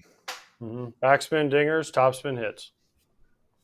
Perfect. And what's funny is people teach the uppercut, and the uppercut is what doesn't cause backspin. When you catch the bottom part of the ball, when you catch this part of the ball, that ball will backspin out of the ballpark. When you catch the top part of the ball, it's top spin, and it will most likely not go out of the ballpark. But as Max said, Shohei's did. Mm-hmm. Hey, swing down to make the ball go up. Factual statement. That hit yesterday also for me would be the good reminder to a kid about staying in school and studying. If he's just like, nah, Dad, I want to go pro. Nah, Mom, I want to go pro. I'm going to go pro in baseball. And they're at the game and they watch Shohei Ohtani do that to the baseball. And you're like, you should have a good backup plan too, just in case. I mean, when you can hit a ball into the upper deck at 118, essentially 119 miles an hour, you're just like he's what? He's like top 3 sprint speed. He now has the hardest home run this season, and well, he can't throw it all this year, but he throws 100 miles an hour. He's one of the top, if not the top, average fastball velocity for starting pitchers. Let's celebrate this man. Scott's player in the game. Scott, as Emma tells you all the time, size matters. Wow. It's a kid show. That's all I'm going to say. Yeah, you need to be big in order to play baseball a lot of times. Bigger players can hit balls harder and farther. I don't understand why does it have to be a kid show? I mean, it's still a kid show. Come big on, bat, get big your glove. mind out of the gutter, Scott. Thanks. I'll stop cursing. I might actually soon. Stay tuned. A little hint. Yeah, a little hint. We'll see. Why? Lastly, Giving it up for Lent? Nah, it takes more than Lent, but we'll see. Would you put Shohei in the outfield later this year if he wanted to play in the outfield and the team medical staff cleared him? No. Under no circumstances. For what? I don't know. Lineup flexibility? No. And he might Lineup have a rocket flexibility? out there. He might Is have he a rocket one-year out deal? Well, yeah. Well, he's only getting $2 million this year, so he's a pretty cheap That's ball what I player. mean. No, absolutely not. There's Okay, no. I'm just telling you what some people have thrown out there. Like he might. I mean, I saw it yesterday on socials that at least one or two comments there were like he might play outfield later this year too. Like because people were bragging about how good he is. Okay, I'll let them know. Because there's what is the value? Where's the value in that? First of all, who's going to be a better DH on their team? Teoscar Hernandez. Max Muncy. Better? Max Muncy. Might improve your. No. Everyone complains about Max. Yeah. For lineup flexibility, put your best defensive ball club out there. So you're saying you're having the $1 billion Dodgers be a defensive oriented team. Both. Yeah, I want everything. Of course, defense matters. They moved Gavin Lux off of shortstop. Defense matters. For the risk that Shohei would hurt his arm in the outfield. And you're saying, well, the medical staff signs off on it or not. No, I wouldn't do it, but I don't think he'll do it. I mean, they might do it, but I wouldn't see it. I don't want to see it. I don't need to see it. The Dodgers don't need to see it. If that's what changes their fortunes, I get it. Shohei would do it. And, I mean, they would probably ask him and make sure it's cleared and all the medical stuff. But if that's what changes their fortunes and this is what they need to win the World Series, they'd have a hard time. They'd have a hard time as an organization saying no. I got 2 super chats before we move on to the Astros and then Max Fried. Referee goes, Zach Campbell get that Ohtani ball last night? I don't know. Might have gone I don't think so. I didn't think he did he? I don't know. He's probably joking. Maybe. People love talking about Zach Campbell. Seriously, just stop talking about him, but go away. Well, people say that about Skip Bayless for years on TV, and he hasn't gone away. People still talk about him, though, just including you. You just mentioned his name. It's like You're Voldemort. Right. You know First time I've ever said his name anywhere. You're right. One more. Adam, all the small market teams are getting ready for a salary push. They will give up the antitrust protection. I used to be a labor negotiator. He's got to be from Canada because he spells labor like a Canadian. Oh, yes. Very true. Salary cap push? Did he mean ready for a salary cap push? Yes, there we go. Because I was like, wait, I'm not smart enough to understand this. Salary cap push. We'll give the antitrust protection? No. They're not going to. You mean like open their books and let people see? No. I think the antitrust, it has to do with like the league being a monopoly, but I don't know. That's so steep. They're never. I can't imagine them giving up the antitrust. Well, no, they're not going to give it up. There's people that have tried to break it, right? Like it's a legal issue where politicians have threatened to take it away, stuff like that. That's an Evan Drellick question. On the salary cap side of things, I do firmly believe that will not happen. I firmly believe that we would miss long periods of time in baseball, and that would not happen. Yes, 90%. I firmly believe, Scott, whatever is not getting a floor. Yeah. Scott, I firmly believe whatever that bike is behind you with the chart on, you have never. Don't say it. Don't say it. Don't say the bike. They don't sponsor us. I didn't. I just said that you've never been on it. I didn't say the bike name. You are firmly correct. That's not my style. Yet. If they would like to pay me to try it out, I might be interested. Well, what's the chart? What's the chart? What's the graphy charts thing behind you? That's my prep for the show. No. That's how he learns launch angle and topspin homers. And that's FT sales, FT audience growth rate, especially on this segment. Back to baseball. The Houston Astros lost again. When do we press the panic button? 7-2 was the loss. I am betting against them tonight when we talk bets later. Spencer Arrighetti going up for his third start. Hasn't looked good. They are really depleted with the starting staff. Dudes are coming back soon, but how big of a hole can you dig yourself into before you press the button that AJ just pressed? Now, you're 10 games under. You're 25 games in. You're basically, what is it, 7th through the season right now? 1/7 through almost. And you are 25 games in, 22, depending on, 20 to 25. And it's time. You're 10 games under. Ken had a stat. What was the stat? Teams that are like 10 games under, like to get to 90 wins, it's like almost impossible or something to get to the postseason. So even with the expanded playoffs, I mean, Fromber hasn't come back yet. And they're in Mexico City for a couple games. I think, aren't they coming up here pretty quickly? Yeah, this weekend. But they're not also, the other thing is they're not swinging the bat that well.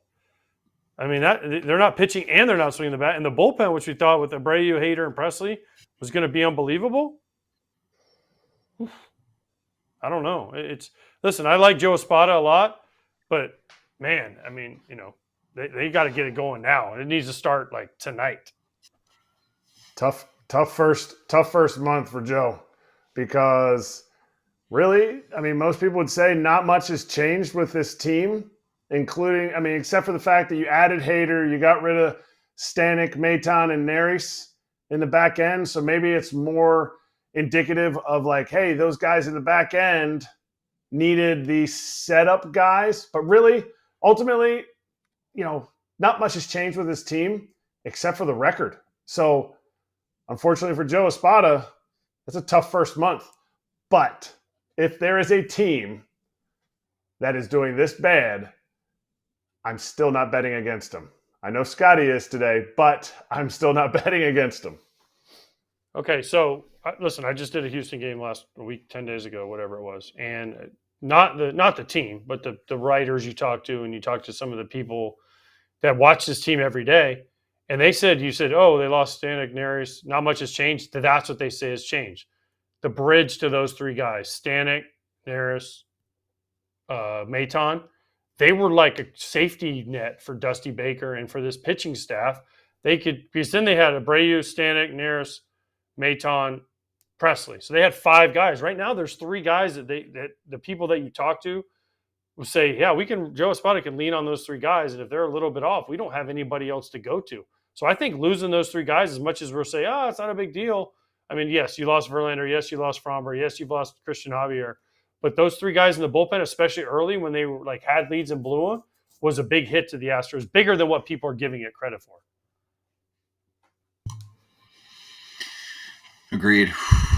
I don't think they anticipated this much of an issue with the starting staff, too, though. I mean, Verlander. They also don't have anything behind it. Here's the thing: they don't have the organizational depth in prospects. I mean, because they won the World Series and they fired their GM. When does that ever happen? Right? So they've had different GMs come in and out. Right? Boom, boom, boom. Different philosophies in the organization. Dana Brown's there now, so he's trying to build it up. But he was really left. If you talk to people in Houston, and again, this is not organization people. This is reporters and people that watch the team every day. You know what they'll say? They don't have the depth right now. They don't have anybody in AAA to come up and pitch. Arrighetti is the guy, and he hasn't done anything really. He's been okay. I mean, the first start he got whacked, but the second start was okay. But you know what I'm saying? Like, they don't have anybody. They don't have a guy that can say, all right, we can go down to AAA, boop, pluck him up, stick him in. He can give us 5 solid innings. We can run to the bullpen. They don't have those guys. Yeah, it's true. We'll talk about them more in a little bit. I think it could get ugly again tonight. We'll see. Cubs offense is starting to swing it. Anyway, we'll get back to yesterday's action a little bit. Let's bring in our perfect game spotlight.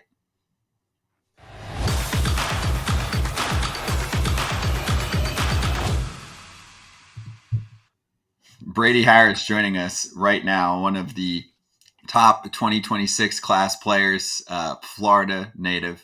Might see him at UF at some point as well. First off, Brady, great to have you on. How you doing? Good. How are you guys? I appreciate you having me. We're great. Great to have you on. And it's funny, we just had Henry Davis on the show earlier, and we were asking him why the MLB draft doesn't get more hype like the NBA and the NFL does. And he's like, we need to hype high schoolers more. Well, we're like, funny. Here we go. Brady Harris joining us. What do you think? I mean, do you follow the MLB draft since you were a kid? And is there anything there that you think you'd like to see more of?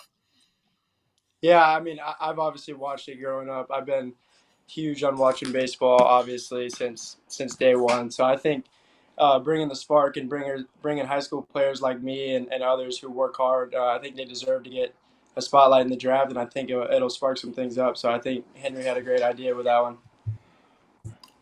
I know you're shining right now in the PG showcases. Who's the best player that you've faced? Um, there's countless of players that I could name off, but I mean, I think I just went down to we just went up to North Carolina, and I think we faced this guy named Ethan. I'm not sure his last name, but he was a lefty arm, and he was low nines, and he had a banger curveball. So I thought he was really good, and I've faced guys like that all the time. Ethan Holiday, I played around him. He's a big name. Um, I played just a lot. There's a lot of ballers around the country. When you go to these big perfect game events, they give you the platform to play against people that are top level all the time. So I think there's countless players I could name. Probably Ethan though. Ethan Holiday's a stud for sure. What is it going to take for you to get to the goal that you want to get to? Whether it's elite college level, whether it's 1-1 in the draft, what is it going to take for you to get there in these next few years? I think hard work every day. Just showing up to the field and knowing that the only person that can beat myself is me. So I think if I can get past that hump and realize, the amount of work that has to put in is a lot. It truly is. So I think showing up to the yard here with my teammates every single day and being the best teammate possible and just giving it my all, I think I have a solid chance at being at the level I want to. So I think you're going to get in what you put out. So if I show up every day and put in the elite amount of work, you'll get the elite outcome. Hey, Brady, you have your Trinity Christian stuff on. I see the TC. First of all, I'll be glad you're in 3A, not 2A, because First Academy would be coming for you. But that's a whole different story. But I looked on your PG profile. It had you listed at Bartram Trail. Did you transfer somewhere along the way here recently? No, so I grew up here, Trinity Christian. I grew up around here and lived on the west side of Jacksonville. And I moved to St. Johns County, and I was then zoned for areas like Bartram Trail High School and stuff. So I was technically labeled I'm supposed to go there, but I ended up going to Trinity and coming back where I went to school my whole life. So I think that's based off of where I lived. So I think my PG profile, I don't know why it still says that, but it does. If it says Bartram Trail, it's because of where I live in St. Johns County. Well, to say you need to get on that PG profile and clean it up. But also, Brett Meyer's kids were there, so I can't blame you. I played with Brett. I wouldn't want to play for him either, so I understand. Hey, Brady. Oh, go ahead, AJ. No, I was going to ask you, what's your travel ball team? It's called NBA, so it's the same coach of my high school team. We have our own organization, stands for Murphy Boss Academy. So we keep the same nucleus of teammates and the same coach, and we travel around the country with that. So it's called NBA, and then we have the main kind of it's like called CBU, but we have one, like our big team is still kept the name of NBA. We kind of like made it our own thing. So NBA is what it's called, Murphy Boss Academy. Got it. So give me some insight on what your teammates do on and off the field from a preparation standpoint. Like people are always asking, like, oh, what is the next generation doing? Right. So rep the next generation for a moment here of great ball players and tell me, what you guys are focusing on that maybe the generation above you didn't, from a preparation standpoint, from what stats or anything else you're looking at from a mechanical standpoint. And then after that, give me the fun side. Like, what are you guys doing after the games? What video games are you playing? What apps are you using? Like, give us everything from the 16-year-old perspective here. Yeah, so I'd say from the 16-year-old perspective, I mean, we're showing up on the field wise. Like today, we had a practice at 12:30, and we showed up and we hit on the field some really intentful work. We put a lot of intent in our work, and we hit on the field, then we'll do our defensive work, and then we'll do sprint work.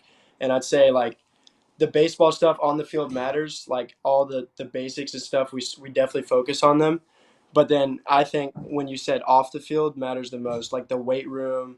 We're very big on our weight room progression and our diets. We're trying to get as much calories as possible, or maybe we're trying to eat less calories. So I think that's a lot more important than focusing on just hitting BP and all that stuff. There's a lot more that goes into it. So I think on the daily we put in a lot of work on the field to get better as baseball players, and us teammates, we push each other to be better anyways. So I think once you focus on and the weight room and the calorie stuff, all the stuff on the field will be a lot easier. So I say we focus on that mainly. And then after the games, we like to go to this place around our field. It's called Hokkaido. It's like a Japanese restaurant, so we just go there and hang out and eat food and just chill with the boys. So just pretty basic stuff. Like we like to fish around here and just hang out, just chill. So those are good stuff to do in the pastime. Brady, what time did you say practice was? 12:30. Does class not? We had an early release day. Oh, okay. Because I was like, man, I'm in Florida. I'm gonna have to maybe report you guys for that. Oh wait, we're not. Yeah, never mind. We had an early release day at 12. Oh, okay. Oh, it is Wednesday, right? So, okay. Yeah, we Yeah. used to get out an hour early too. Is that a thing in Florida? Wait, give me more. Is that a thing in Florida where you get out early on certain days? Yep. Okay, jealous. Every Wednesday we used to get out an hour early of school. So like, Yeah, instead same of get out that at is 2, we not get a out at Northeast 1. thing. That is insane. Yeah. St. John's That's County great. gets out early, and then Trinity. Our school is a Christian school, so on like some Wednesdays, like they prioritize church too. So like we'll get early release days too. So if it's early release, we'll immediately come to the field and practice. Love that. Seriously, I love that. I needed that when I was a kid, just to switch things up. I got screwed in the Northeast. Sure. Anyway, For sure. Kratz, you got one, and then I'll ask. Yeah. Brady, you play any other sports? No, I do not. I've grown up just playing baseball. Really, I've stuck to one thing. I tried other stuff. Like I think I played our baseball team played a year of basketball just for fun. With literally our same teammates, and then I played some football when I was younger too. But I basically just stuck to baseball. I've been in love with baseball since day one. I've grew up. I used to watch Quick Pitch in the mornings, and just watch that every day. So it kind of made me fall in love, and I've just stuck to that since. So. Do you feel like people have encouraged you not to play other sports, or you just love baseball that much? I think a little bit of both. I love baseball that much, but I think once you get to a certain level of baseball, like if you're really highly touted prospect, a lot of people get like scared of like if you mention football, there's a lot more injuries there. So I think that is a little bit scared in people's minds. But I think I'm sure it would be fun. But I think like you said, since day one, I've just loved baseball that much. Like it's really all I see myself doing. We've had this conversation a lot lately, Brady, with pitchers in the big leagues. So, for example, Lance Lynn's on the show yesterday, and we're like, yo, why are there so many injuries? And what would you tell a young pitcher entering the show on how to stay healthier? And he has his, routine, and he's been a bulldog in the bigs. But then he also wanted to mention that he felt like kids should be playing more sports. I'll actually go on your side for a moment and counter this to what you're saying. Not only do you like baseball the best, but I mean, for someone like me, I eventually was really only high school good at basketball. So I was like, yo, I'm good. Not only do I like this sport the best for me in terms of what I'm playing, but I'm also the best at it. So, if someone's playing another sport and they're not good at it, why it's not going to be as enticing to continue. So what is your answer, I guess, to, that counter from many big leaguers that are just like, yo, play 3 sports in high school?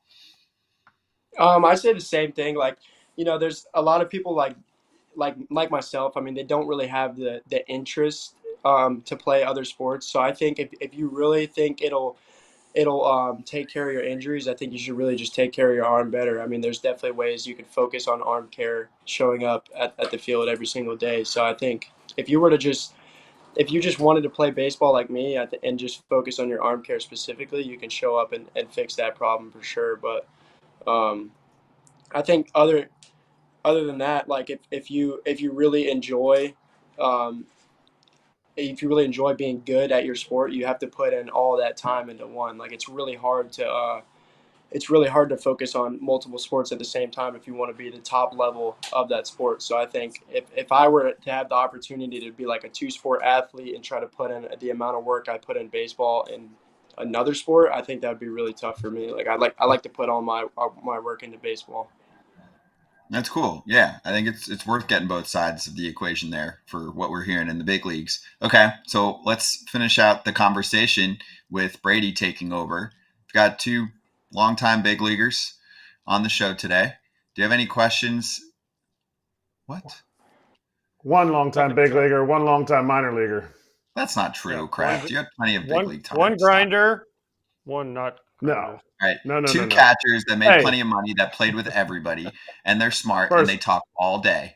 And they have kids at a similar age. How's that description? What questions do you have any questions that you want to throw at Kratz or AJ about, what they did, or just general baseball questions that you think could be helpful for you or your friends? Yeah, I'd ask like what kind of kept you going every single day. I know for me personally, like I said, it's kind of the love for the game. Like I really do enjoy waking up and coming out to practice and putting in the work. But being in the big leagues or even grinding in the minor leagues for a long time, it's definitely a grind, and you have to love the game to do that, and you have to have a reason to go out there. So, what was y'all's reason? Go ahead, AJ. No, I was going to let you answer first since you're the minor league grinder. Come on. What it is, it's exactly what you said.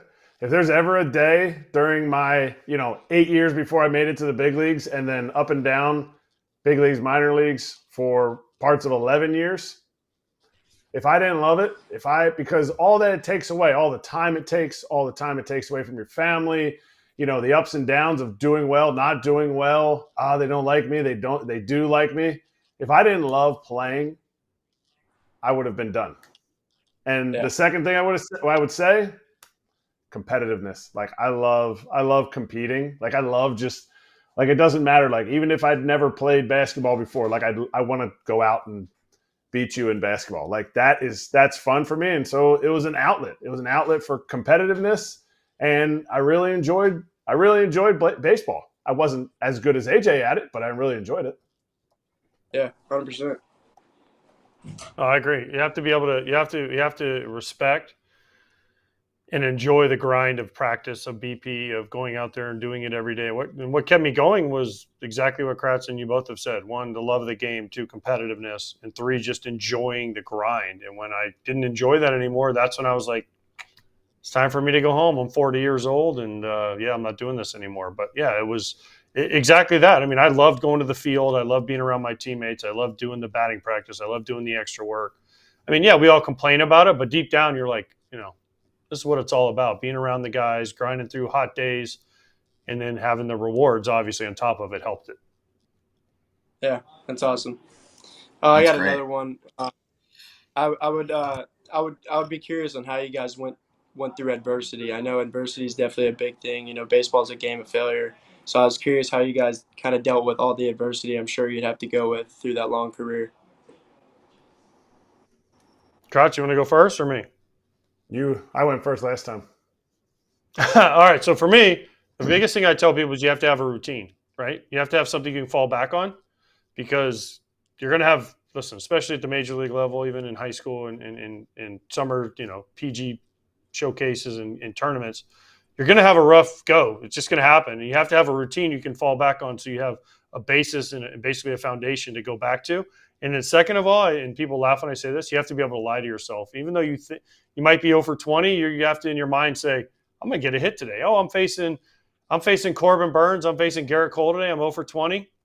I'm going to get a hit today. Even though you might not deep down think it, at least if you lie to yourself enough, eventually you believe it and you might come true. I lied a lot, Brady. I lied a lot to myself. That is that's not how I came through adversity. Adversity for me, it was really, keeping the core things in my life that I thought were the most important as the things that I leaned on: my faith, my family, and the work I put into it. What AJ said about routine, that's the work. Like that's where you start your day. You can't be like, oh man, I outworked them and I still went 0 for 4. this stinks. I'm never working again. No, you just got to keep working, and you'll keep building on that work, and eventually you'll get to where you want to be. You'll have the success that you want to have, and you're going to be better than you were the day before.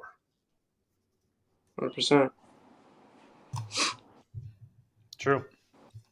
All right, AJ, you finish. Oh, Brady, I need you to do me a favor. I need you to turn this way. Okay, now I need to take your left hand and stick it out like this. You gotta look at me, though. Left hand like It's a this. gator thing. And then you take your right hand and you go like this. Wait, I need to get the other one then. There you go. Yeah, perfect. Perfect. Yes, sir. That's good. That's for the UF baseball socials. I'm surrounded Hey, by Hey. I'm getting frowned upon.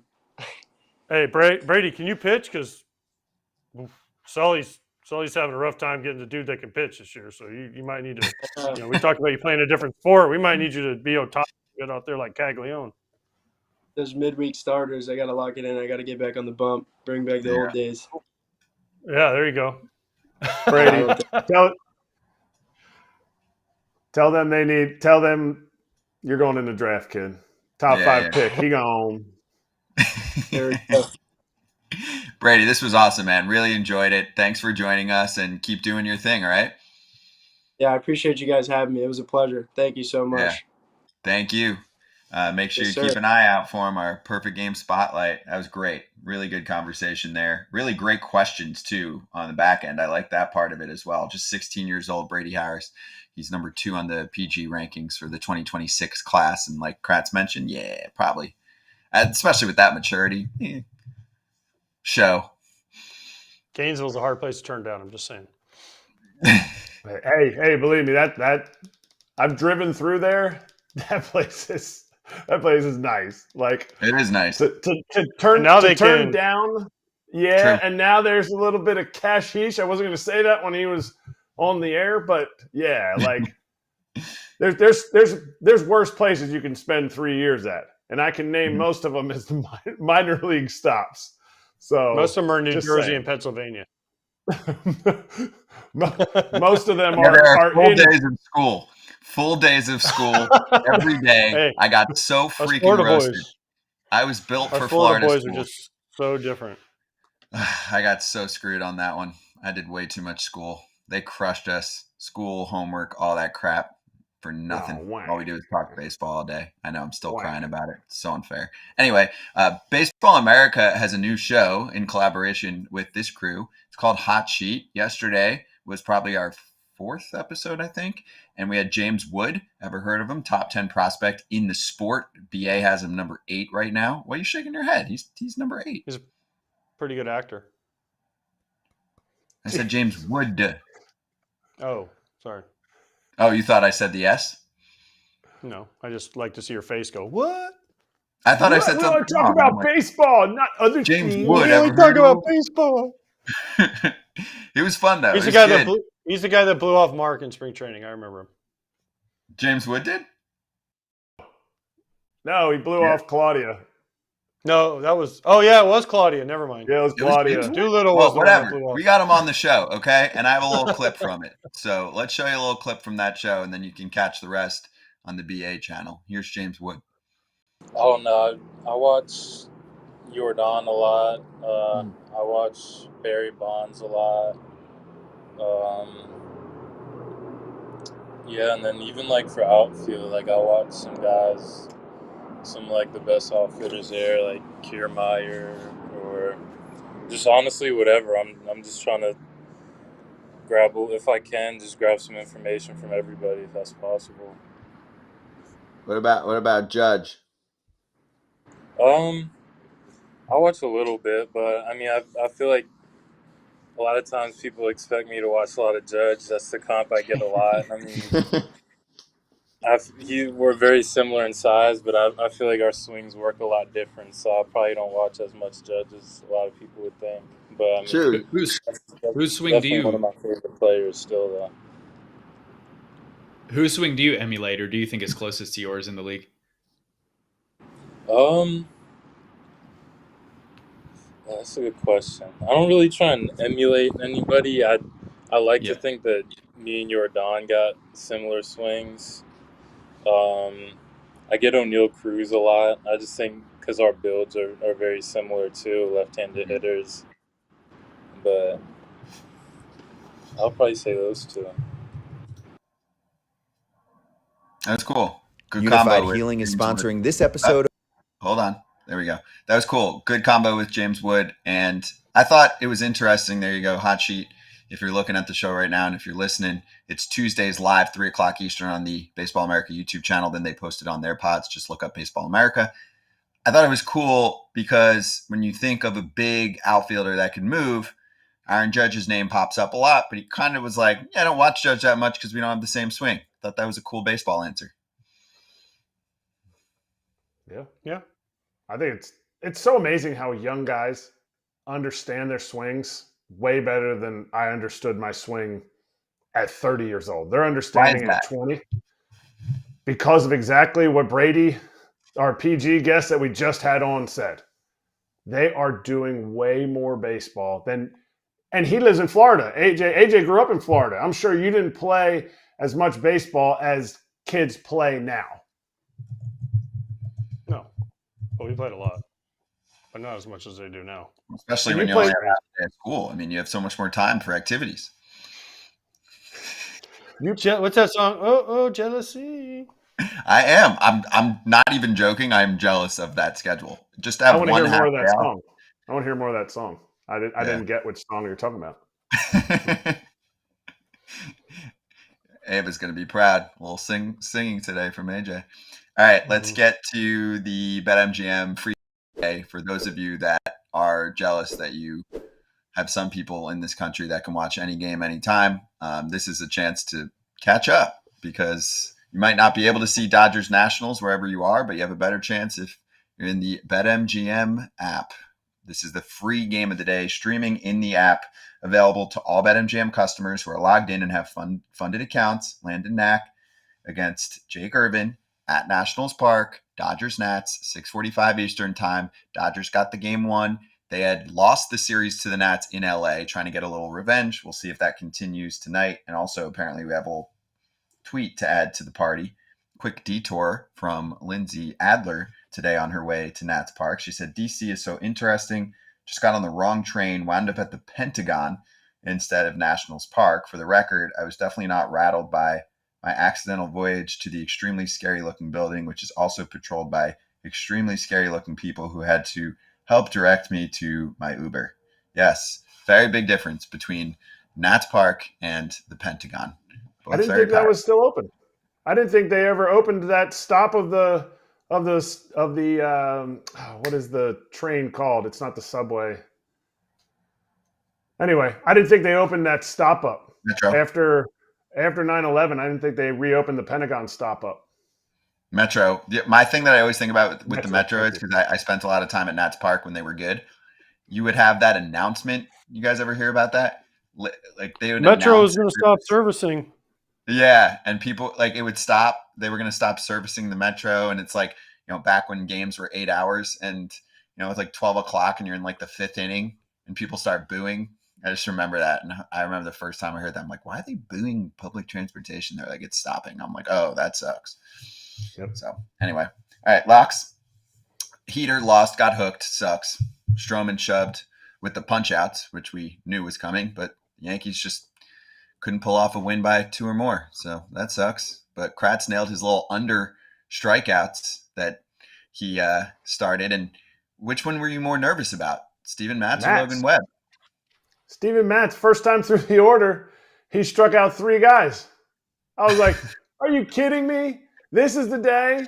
This is the day that he's going to – and then next time through, Gabriel Moreno, punchy. He had 2 punchies in his first time through. I'm like, there it is. But then they started scoring.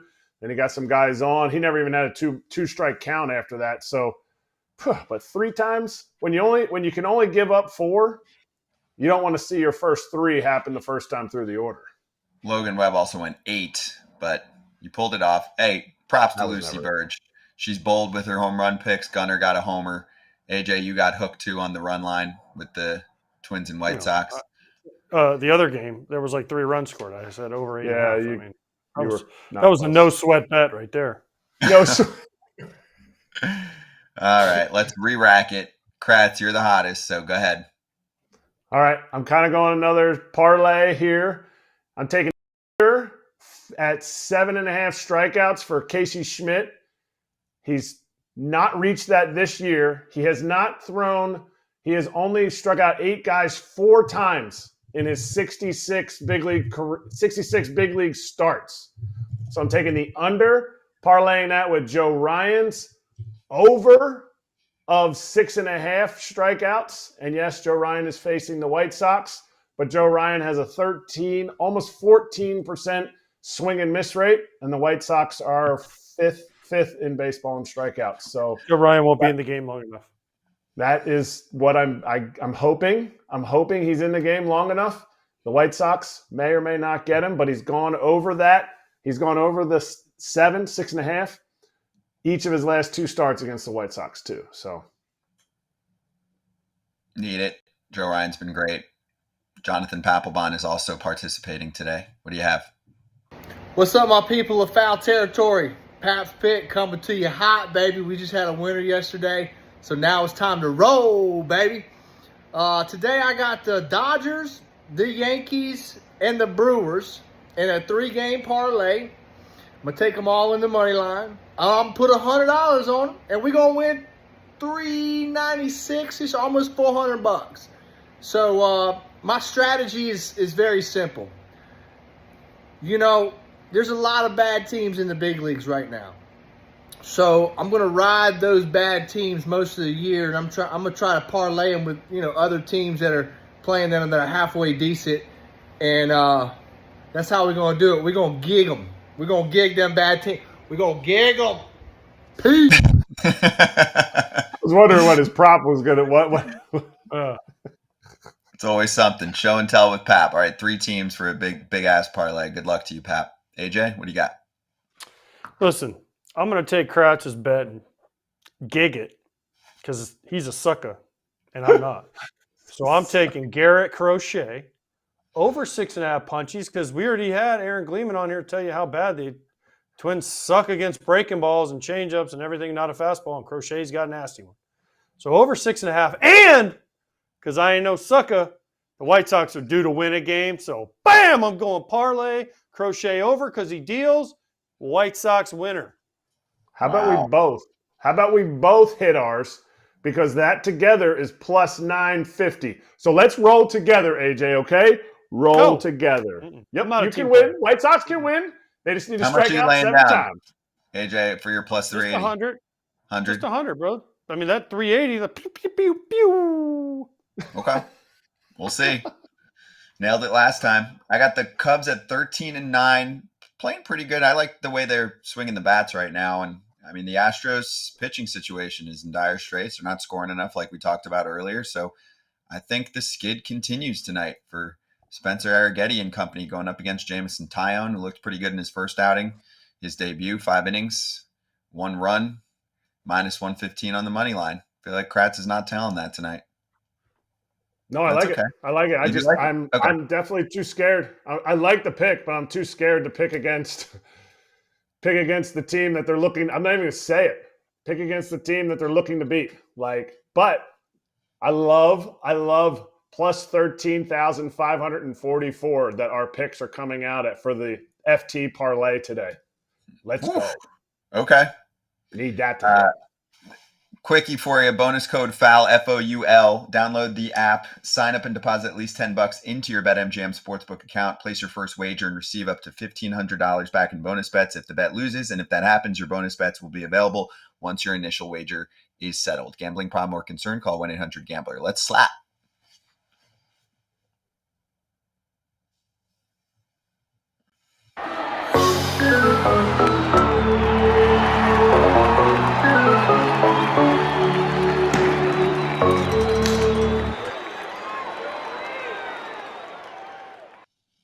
Kratz hats.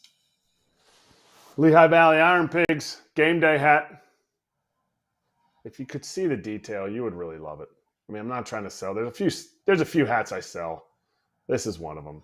I'll be there tomorrow, so I'll look at it in person. But for now, I'm giving Perfect. it a B+.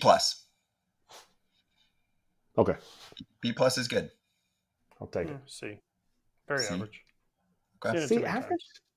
times. We ran Not out of this one. time, but I do want to shout out Max Fried. He pitched to Maddox. 92 pitches, shutout. It was the Marlins, but he was great. Apparently, I think he ditched the sweeper, the famous line from Lance Lynn. Also, Travis d'Arnaud was like, I need a CG out of you. He did. So that's a huge sign, though, for the Braves. So props to Max Fried for ATL. They need him to be a 1. He was a 1 yesterday.